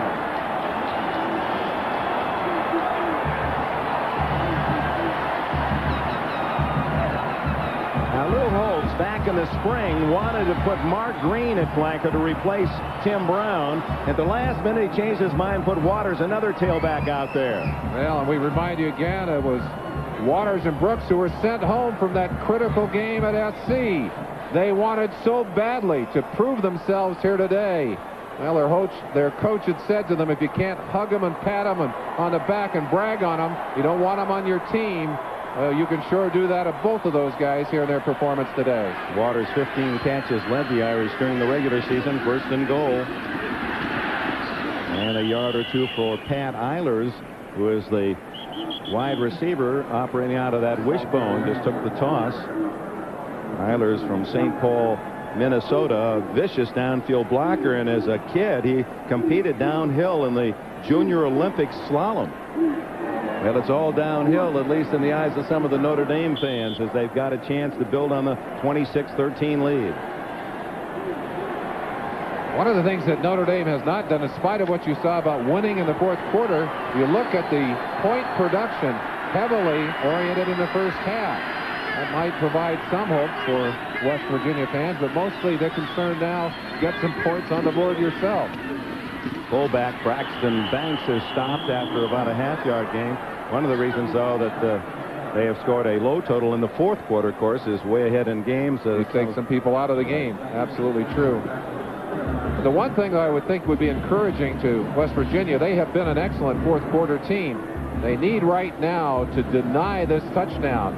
Their defense stomping its feet down there, and so far putting together a pretty good stand. Third down. Let's see what Holtz has in mind for West Virginia's defense. Waters to the right. He's the man who caught the 57-yard pass. The fake, the throw, the touchdown to Frank Jacobs, who caught only one pass all year for Notre Dame. He's got one for a touchdown in the Fiesta Bowl. Lou Holtz, such a master when it comes to utilizing his players. Rarely throws in that kind of situation. Very conservative when he gets inside the 20, and I'm sure that West Virginia, well aware of that, was thinking run. They did not get run. They got play action pass. You can see Rice's basketball talent displayed from that angle. That was like a perfect little jump shot. He passed in to Jacobs. Now they're going to go for the two-point play, as their lead has been at 20 points. They want to at least try to put some added distance on the West Virginia Mountaineers. Rice keeps, and does he get in? Yes. He lurched forward and able to get the ball, and that was the only thing that got in the end zone, but that's what counts. The two-pointer is good, and it's now 34-13.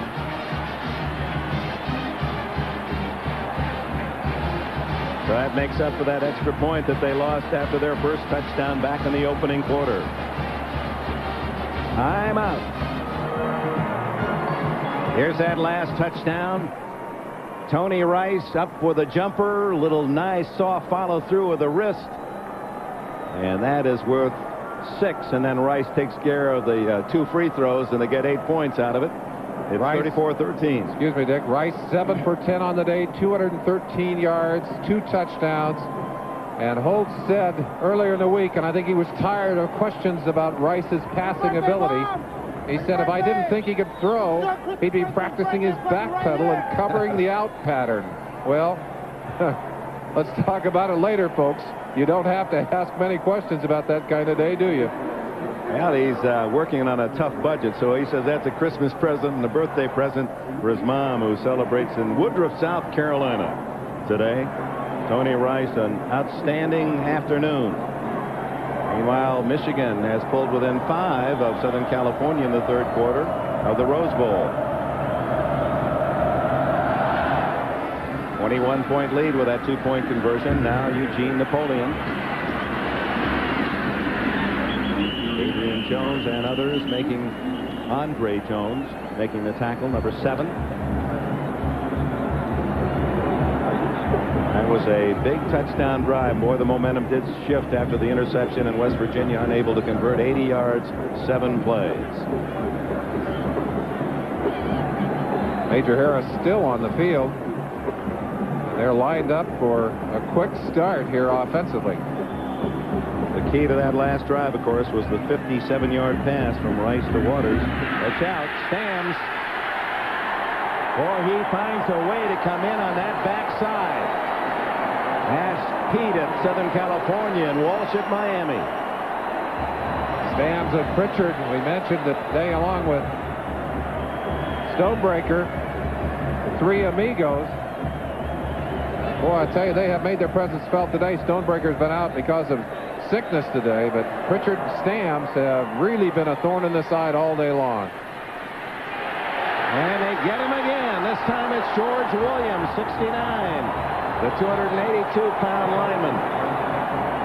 Well, they know that West Virginia has to pass, and Major Harris under heavy heat.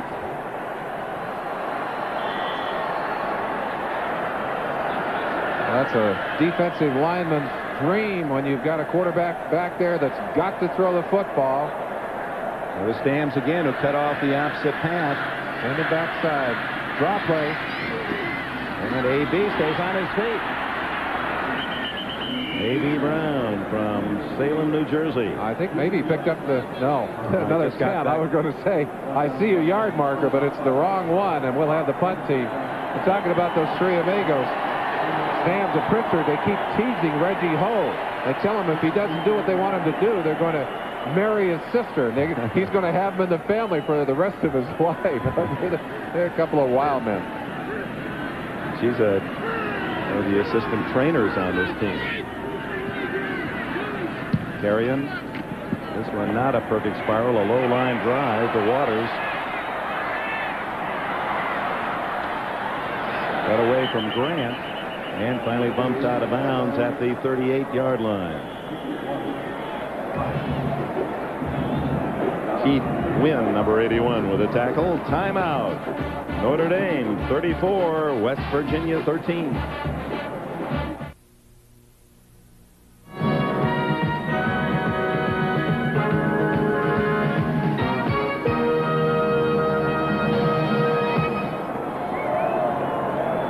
And Major Harris and the hopes of the Mountaineers and their fans from West Virginia have been smothered by a brilliant game performance by the Irish of Notre Dame, who have moved the ball effectively offensively and have been very tough on defense. And Tony Rice put some extra ribbon on that present for his mother's birthday. Mark Green for 11 yards and a first down at the 46. Summits in Orlando make the tackle. Lou Holtz, who runs that veer so often down in red territory inside the 20 and 10-yard line, a short yardage, coming out and establishing the strength of that offense here at a time when he wants to control the football. Well, it was Lou Holtz who had his own idol growing up in Ohio as a Notre Dame fan. He was a quarterback. He wore number 32, Johnny Lujack. All-America, led the Irish to 2 national championships in the mid-40s. Brooks short yardage. In fact, he said, I always wanted to wear a 32 if it was available. I wasn't big enough to fight many to get it. He only weighs 147 now. He said he's lost 5 pounds during the season, and I sat next to him at the Heisman banquet in New York, and he ate everything they put down. I can't believe. He says, I just eat when I'm hungry, and he seems to eat a lot but doesn't gain weight. Some of the writers have teased him about looking like an anorexic little Dutch boy. And he is a nervous man. He must burn off incredible amounts of energy moving up and down that sideline. Fullback gets the call, Banks this time, and he's into West Virginia territory before Ron Ellis can make the tackle. Dick, we talked early in the ball game the great strength of this West Virginia team. They have so many dedicated lifters who work so hard to build their strength, and on the other side, a team that works on strength but is concentrated more on speed. And I think in part because of the kind of athletes they've been able to attract. Lou Holtz, with his great ability to recruit and to go out and reach, has been able to find those very quick athletes. And speed does kill. And maybe even perhaps, as Bear Bryant said, luck does follow speed, because the Irish have been lucky with their fast players today. Play action, and Rice throwing incomplete to Brown. He won't drop many. Derek Brown, who had some big catches in the first half, this pure freshman from Merritt Island, Florida. Finds a way to come in on that backside. Ash Pete at Southern California and Walsh at Miami. Stams and Pritchard, we mentioned that they, along with Stonebreaker, 3 amigos. Boy, I tell you, they have made their presence felt today. Stonebreaker's been out because of sickness today, but Pritchard and Stams have really been a thorn in the side all day long. And they get him again. This time it's George Williams, 69, the 282-pound lineman. Well, they know that West Virginia has to pass, and Major Harris under heavy heat.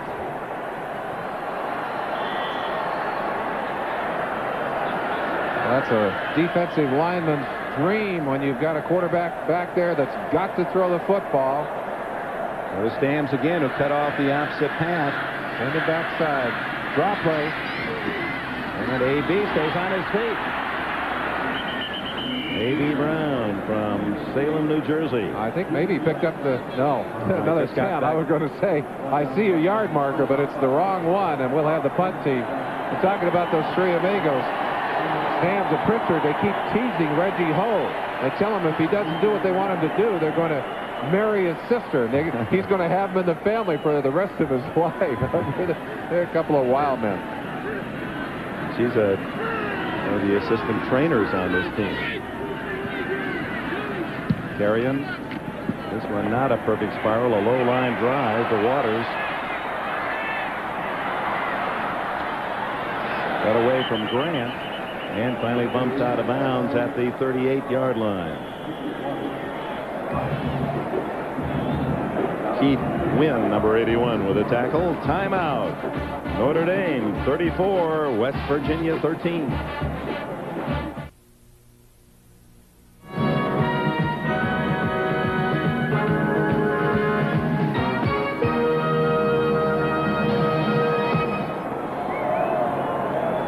And Major Harris and the hopes of the Mountaineers and their fans from West Virginia have been smothered by a brilliant game performance by the Irish of Notre Dame, who have moved the ball effectively offensively and have been very tough on defense. And Tony Rice put some extra ribbon on that present for his mother's birthday. Mark Green for 11 yards and a first down at the 46. Summits in Orlando make the tackle. Lou Holtz, who runs that veer so often down in red territory inside the 20 and 10-yard line, a short yardage, coming out and establishing the strength of that offense here at a time when he wants to control the football. Well, it was Lou Holtz who had his own idol growing up in Ohio as a Notre Dame fan. He was a quarterback. He wore number 32, Johnny Lujack. All-America, led the Irish to 2 national championships in the mid-40s. Brooks short yardage. In fact, he said, I always wanted to wear a 32 if it was available. I wasn't big enough to fight many to get it. He only weighs 147 now. He said he's lost 5 pounds during the season, and I sat next to him at the Heisman banquet in New York, and he ate everything they put down. I can't believe. He says, I just eat when I'm hungry, and he seems to eat a lot but doesn't gain weight. Some of the writers have teased him about looking like an anorexic little Dutch boy. And he is a nervous man. He must burn off incredible amounts of energy moving up and down that sideline. Fullback gets the call, Banks this time, and he's into West Virginia territory before Ron Ellis can make the tackle. Dick, we talked early in the ball game the great strength of this West Virginia team. They have so many dedicated lifters who work so hard to build their strength, and on the other side, a team that works on strength but is concentrated more on speed. And I think in part because of the kind of athletes they've been able to attract. Lou Holtz, with his great ability to recruit and to go out and reach, has been able to find those very quick athletes. And speed does kill. And maybe even perhaps, as Bear Bryant said, luck does follow speed, because the Irish have been lucky with their fast players today. Play action, and Rice throwing incomplete to Brown. He won't drop many. Derek Brown, who had some big catches in the first half, this pure freshman from Merritt Island, Florida. I say lucky, I'm really talking about their ability to be in the right place at the right time. Well, you know, as a defensive player, every time at Utah State or with the Rams, you had somebody who really had speed. Just a wide receiver. The whole team worried about it all week. That was the guy you had to stop. Yeah. You find as many players as this Notre Dame team has that can really move those feet and move those bodies. And we have seen it so well, both on offense and defense, the ability to stretch the defense offensively and to be there defensively. Bell is the deep man. Lets it go into the end zone. So Sexton not quite able to drop it inside the 5, and the touchback will give West Virginia the ball at the 20-yard line. Time running out. 9:05 left in this 18th Fiesta Bowl. Don Nalen played at Bowling Green the same time I played at Kent State University. We were sister schools, both founded under the same legislative act of 1920. Consequently, they were intense rivalries. I did not have the opportunity to meet Don Nalen when he played at Bowling Green and I was at Kent State, except one time he ran out of bounds by the bench where I was sitting. Holtz, who is such a clever speaker and is in high demand. Nalen played for Dwight Perry there at Bowling Green. Perry, one of the all-time coaching greats, recently inducted into the Hall of Fame. He's very proud of the heritage of Mid-American Conference, hold at Kent State, Neyland, Bowling Green, Chem Beckler, Miami, Larry Smith, Bowling Green, the SC coach, Bill Mallory of Indiana went to Miami, Jim Young of Army, Bowling Green, all those coaches from the Mid-American Conference with bowl teams. Harris looking long for Phillips. Almost grabbed by Smagala. Yeah, he's the best leaper on the team, and you could see him brace himself. He was targeted for that one all the way, tasting it all the way. Now, both of these teams have weight programs that involves a lot of jumping, a lot of exercises that work on the explosiveness of the muscles. You see some of the use of that here. All three of those athletes up high, and Smagala angry that he could not control that football. Not unlike the one Terrell. Remember how high he was when he made the interception. In fact, Phillips had to break it up. Had he not gotten a hand in there, Smagala might have pulled down the intercept. Harris pulls it down this time and decides to tuck it away and run out of bounds. And with it has a first down across the 30, a dozen for Major Harris. Time running out. 34-13 Notre Dame. They've led throughout. West Virginia was only behind, what, a little less than 30 minutes their entire season. They've been behind the entire day here in Tempe.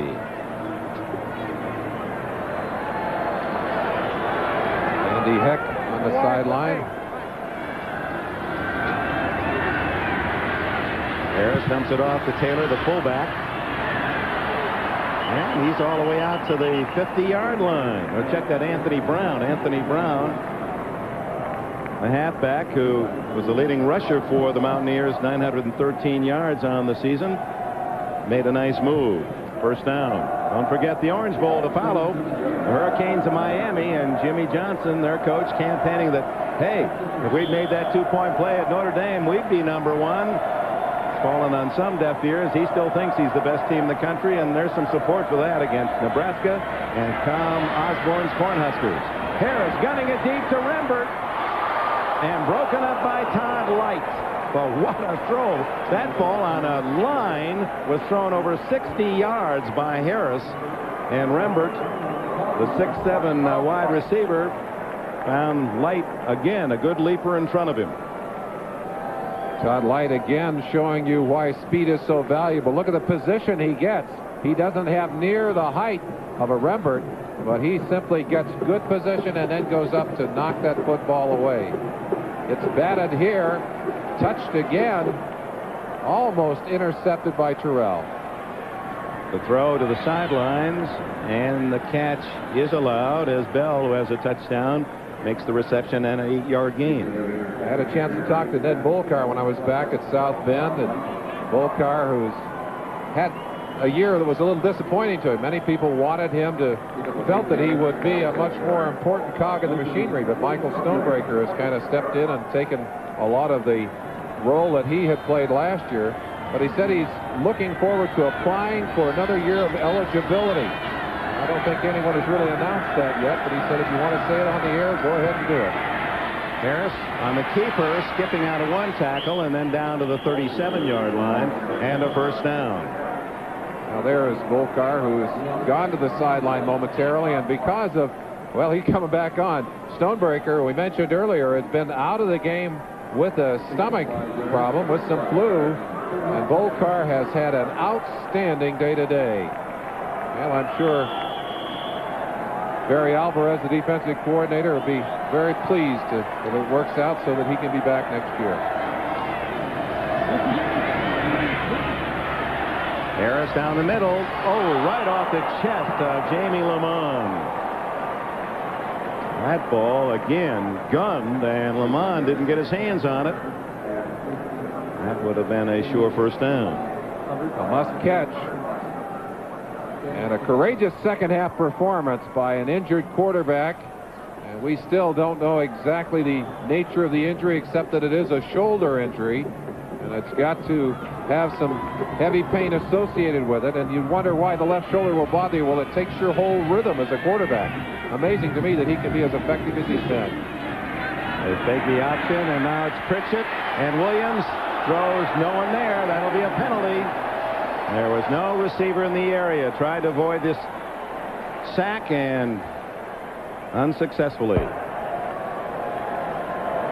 Intentional grounding on the quarterback. Lost it down.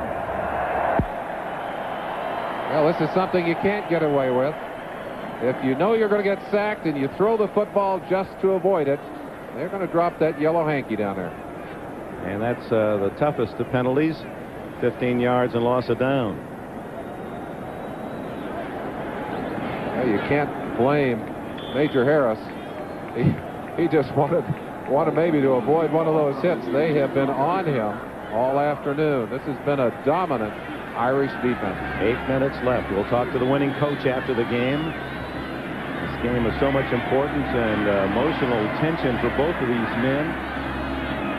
Throw deep and no one there. Smagala, the closest man. Anthony Brown, the halfback downfield. And fourth down. Punting team on for West Virginia.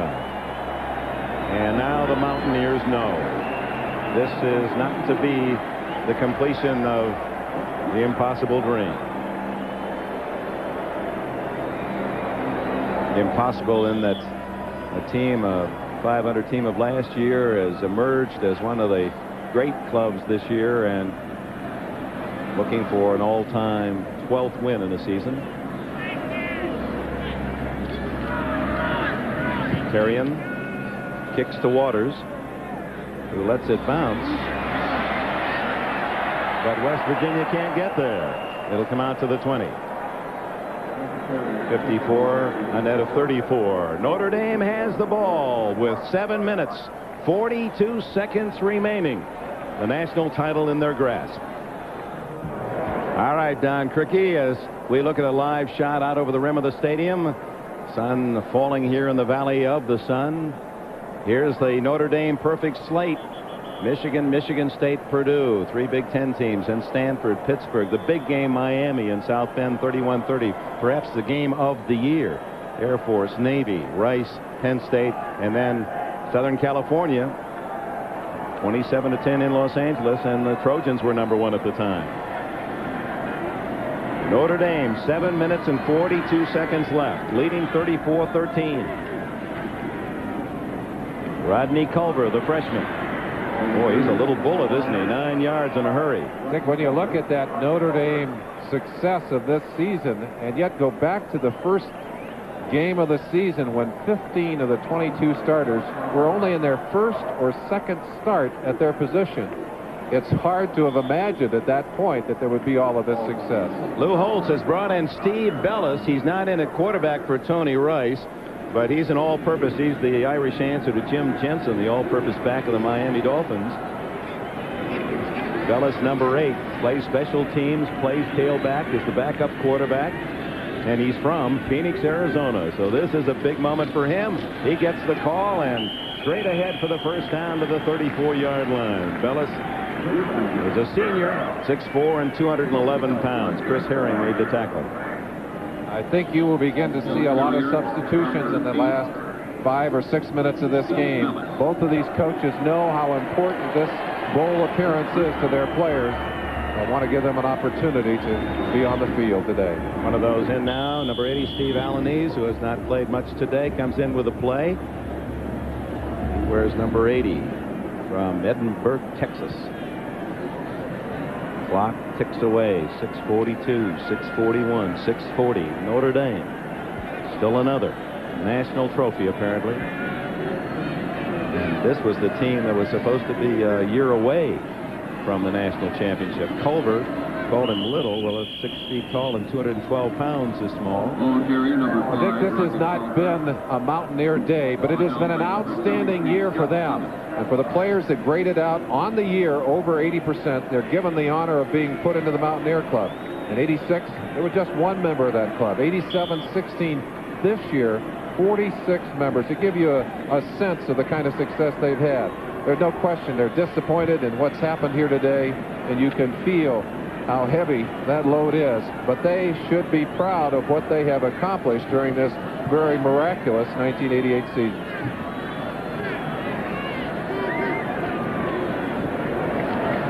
Bellis on second down gets a couple out near the 38-yard line. Steve Grant, the Miami freshman, number 4, makes the tackle. It's Miami and Nebraska next from the Orange Bowl. You can ask a lot of questions, but one that we'll ask is what would have happened had Major Harris not been hurt on that third offensive play. He doesn't play defense, and the Irish have 34 points. You're right about that. You are right about that. Well, it's often they say things happen in threes, and how true that is for the Notre Dame football program and its rich and great history. There's to give to Waters on the reverse. And he is brought down just shy of the first down. They'll bring up 4th down and 1. Chris Herring made another stop along with Summits. Let's go back to your thought about Marshall, or about Major not playing on defense. And one of the things I said, and I really believe it, that his leadership carries over to the defensive team. And I felt that going into this game, he needed to have a fast start in order to lift the confidence level of both the offense and the defense. That did not happen. And I think that had a major impact on the team's performance today. Major impact indeed. Grandis Bell is back at the 20-yard line. Sexton to punt. 4:17 left. Ooh, very close to blocking was Pickett. And he might have gotten a piece of it as that ball slices right into the Irish sidelines and goes out of bounds way up at the 40-yard line. 17 yards on the punt. 4 minutes and 11 seconds to go.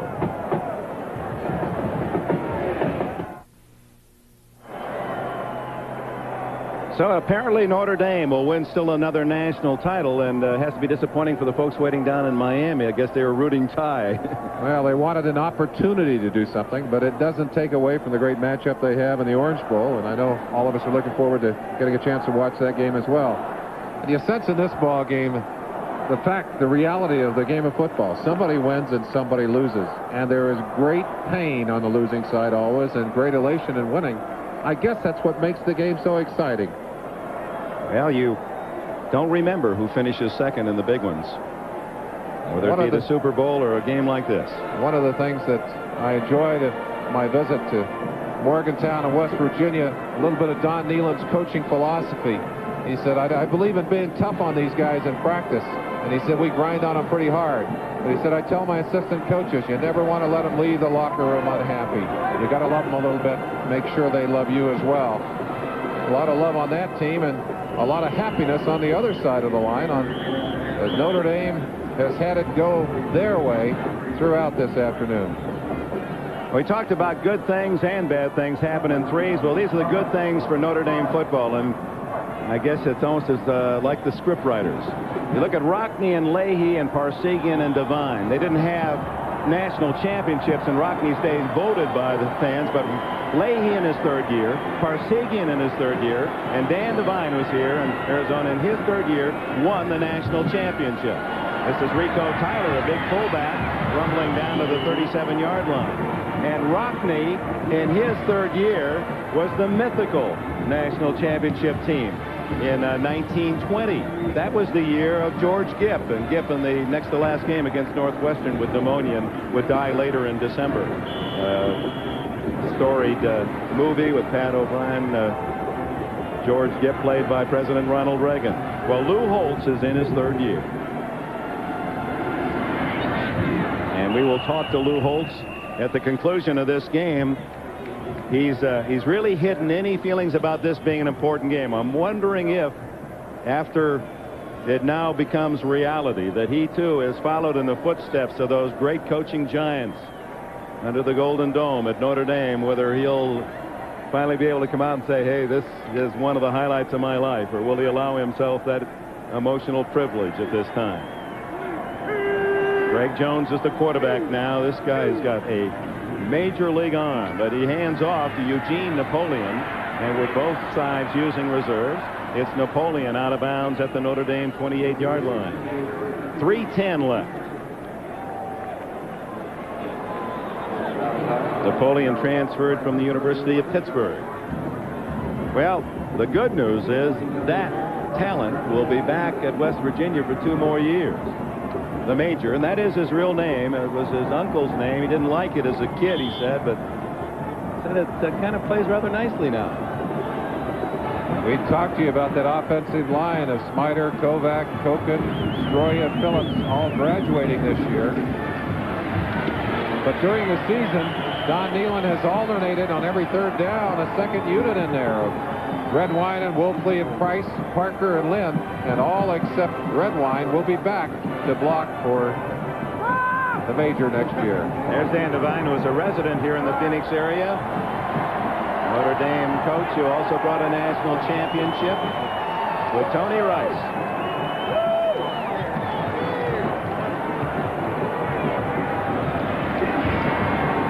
They'll go for it on 4th down, 4th and about 2.5.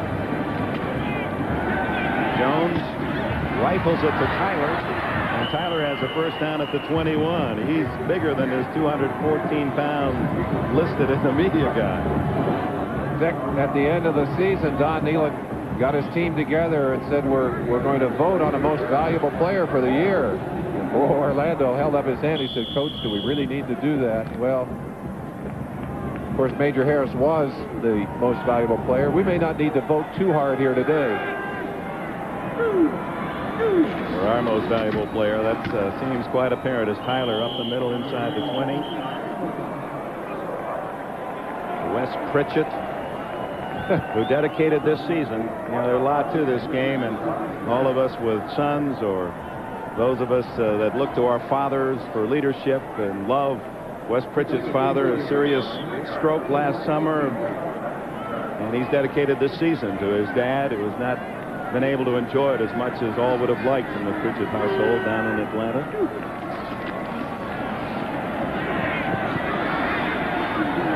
Jones, but his receiver Rembert falls down, and that'll bring up third down. Jones transferred from the University of Miami and didn't know about Major Harris when he tried to get out from under all the great quarterback talent at University of Miami. He thought he could come up and get a lot of action.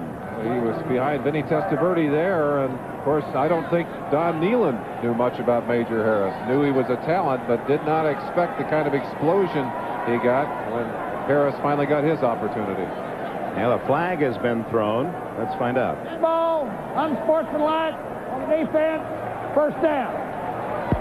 Well, that's the third or fourth dead ball foul against the Irish. Fourth time they've been ticketed, and Lou Holtz, I think, is arguing. Well, he is with the official. I'm sure he doesn't like to see that unsportsmanlike conduct. That usually doesn't reflect well. And he brings out Don Grimm. Grimm, the brother of Russ Grimm, the Washington Redskin lineman who played and starred at Pittsburgh. With the foul, it's down inside the 10, first and goal for West Virginia.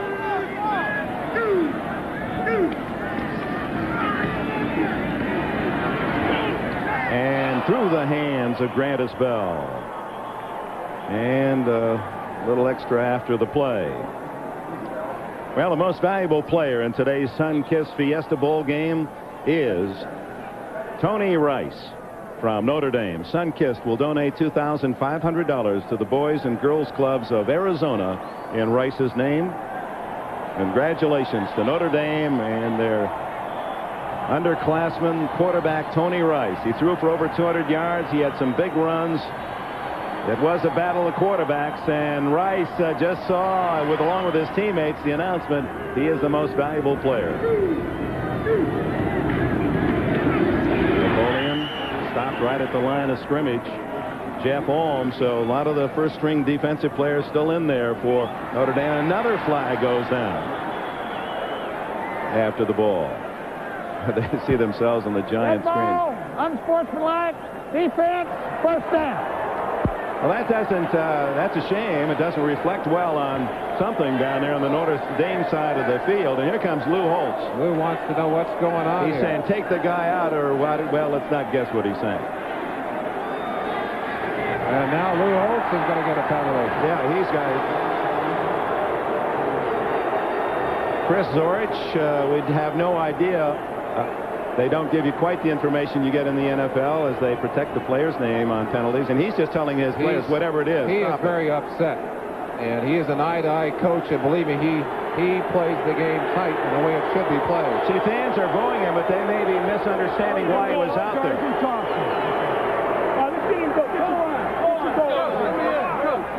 He not only brought back electricity, but he brought back some eye-to-eye punch down there. I was at their scrimmage one day in South Bend here a couple of weeks ago, and one of the players clipped someone else during the scrimmage, and he went out right now and got a hold of him and was eye-to-eye. This is a man that wants the game played the way it should be played. Reverse to Rembert, who scored several times on that play and gets one here in the Fiesta Bowl. And the Irish, boy, their tempers are still up. 34-19 the score. I wonder if some of those aren't taunting calls. That's what it sounded as if they were saying. Of course, the glow of youth and victory. I think someone's been tossed from the game. I think that was the signal there.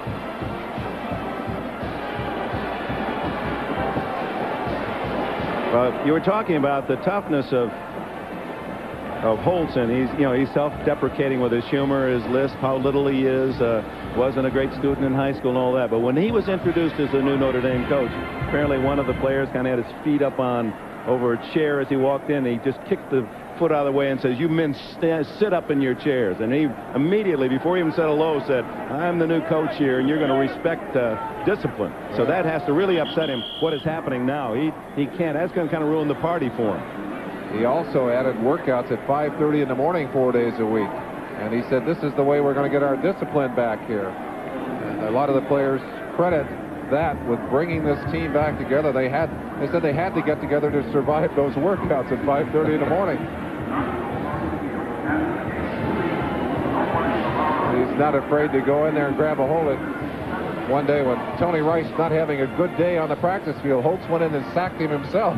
Knocked him right down. Well, he plays in that bookstore basketball tournament. He's physical. He is physical and not afraid to get involved. Here's what the official is looking at right there. Well, let's see what happens at the end of that. And that is the player, I think, that was ejected. Oh, he touched the official. That's what he was called for. Juan Francisco. Knocked the hat off the official, and not allowed to do that. So they're going to go for the two-point play. West Virginia. Certainly a conversion here will make the final score more respectable. But merely cosmetics in terms of this national championship game, which has been clearly won by Notre Dame.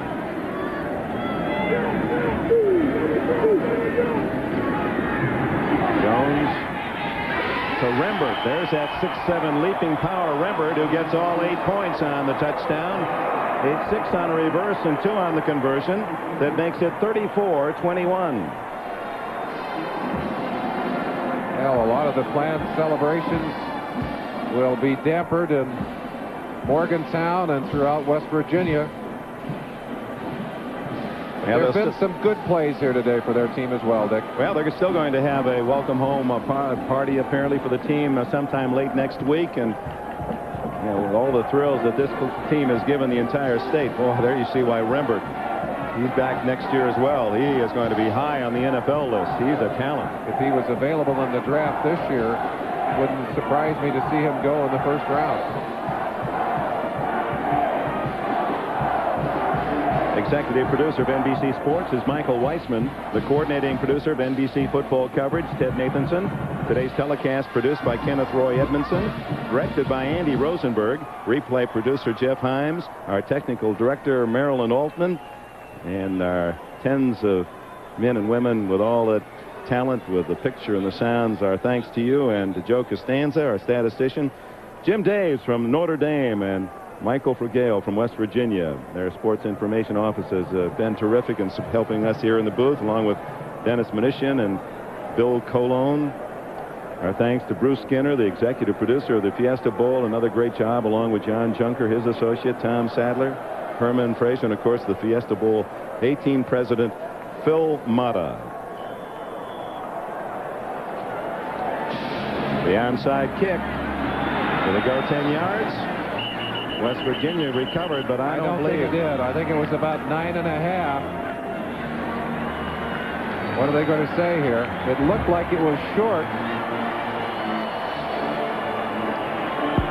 And that's first down. Notre Dame gets it at the 41. We would be remiss as well, Merlin, if we didn't congratulate the queen of this Fiesta Bowl. Well, let's see this again first.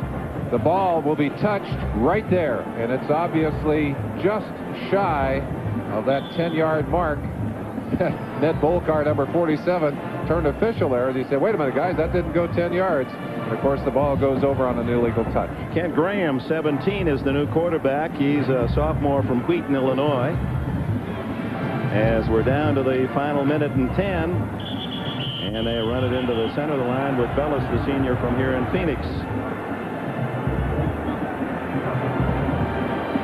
Now, lots of clean uniforms and shiny helmets out there as both coaches put some athletes on the field who have worked so hard this year and deserve the opportunity to share this memory with their teammates. Final seconds tick away.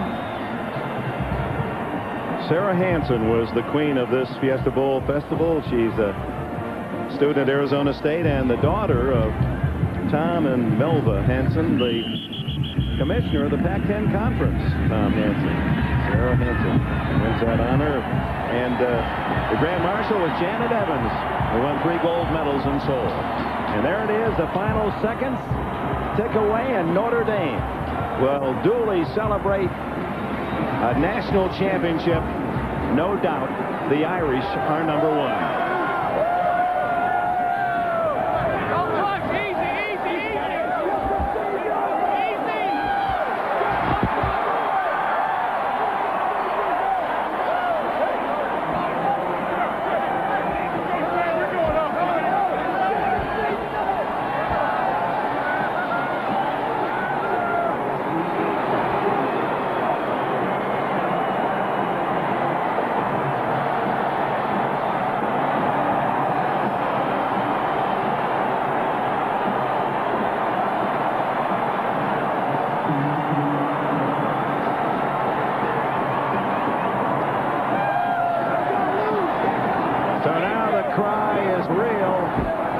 It's not with hope and with all the heart that every fan has for their team that we're number 1. No question, it's now reality for the Fighting Irish of Notre Dame and their fans, number 1 in the 1988 collegiate football season as they defeat West Virginia 34-21. Now to the Orange Bowl, Don Crickey and Bob Trumpy.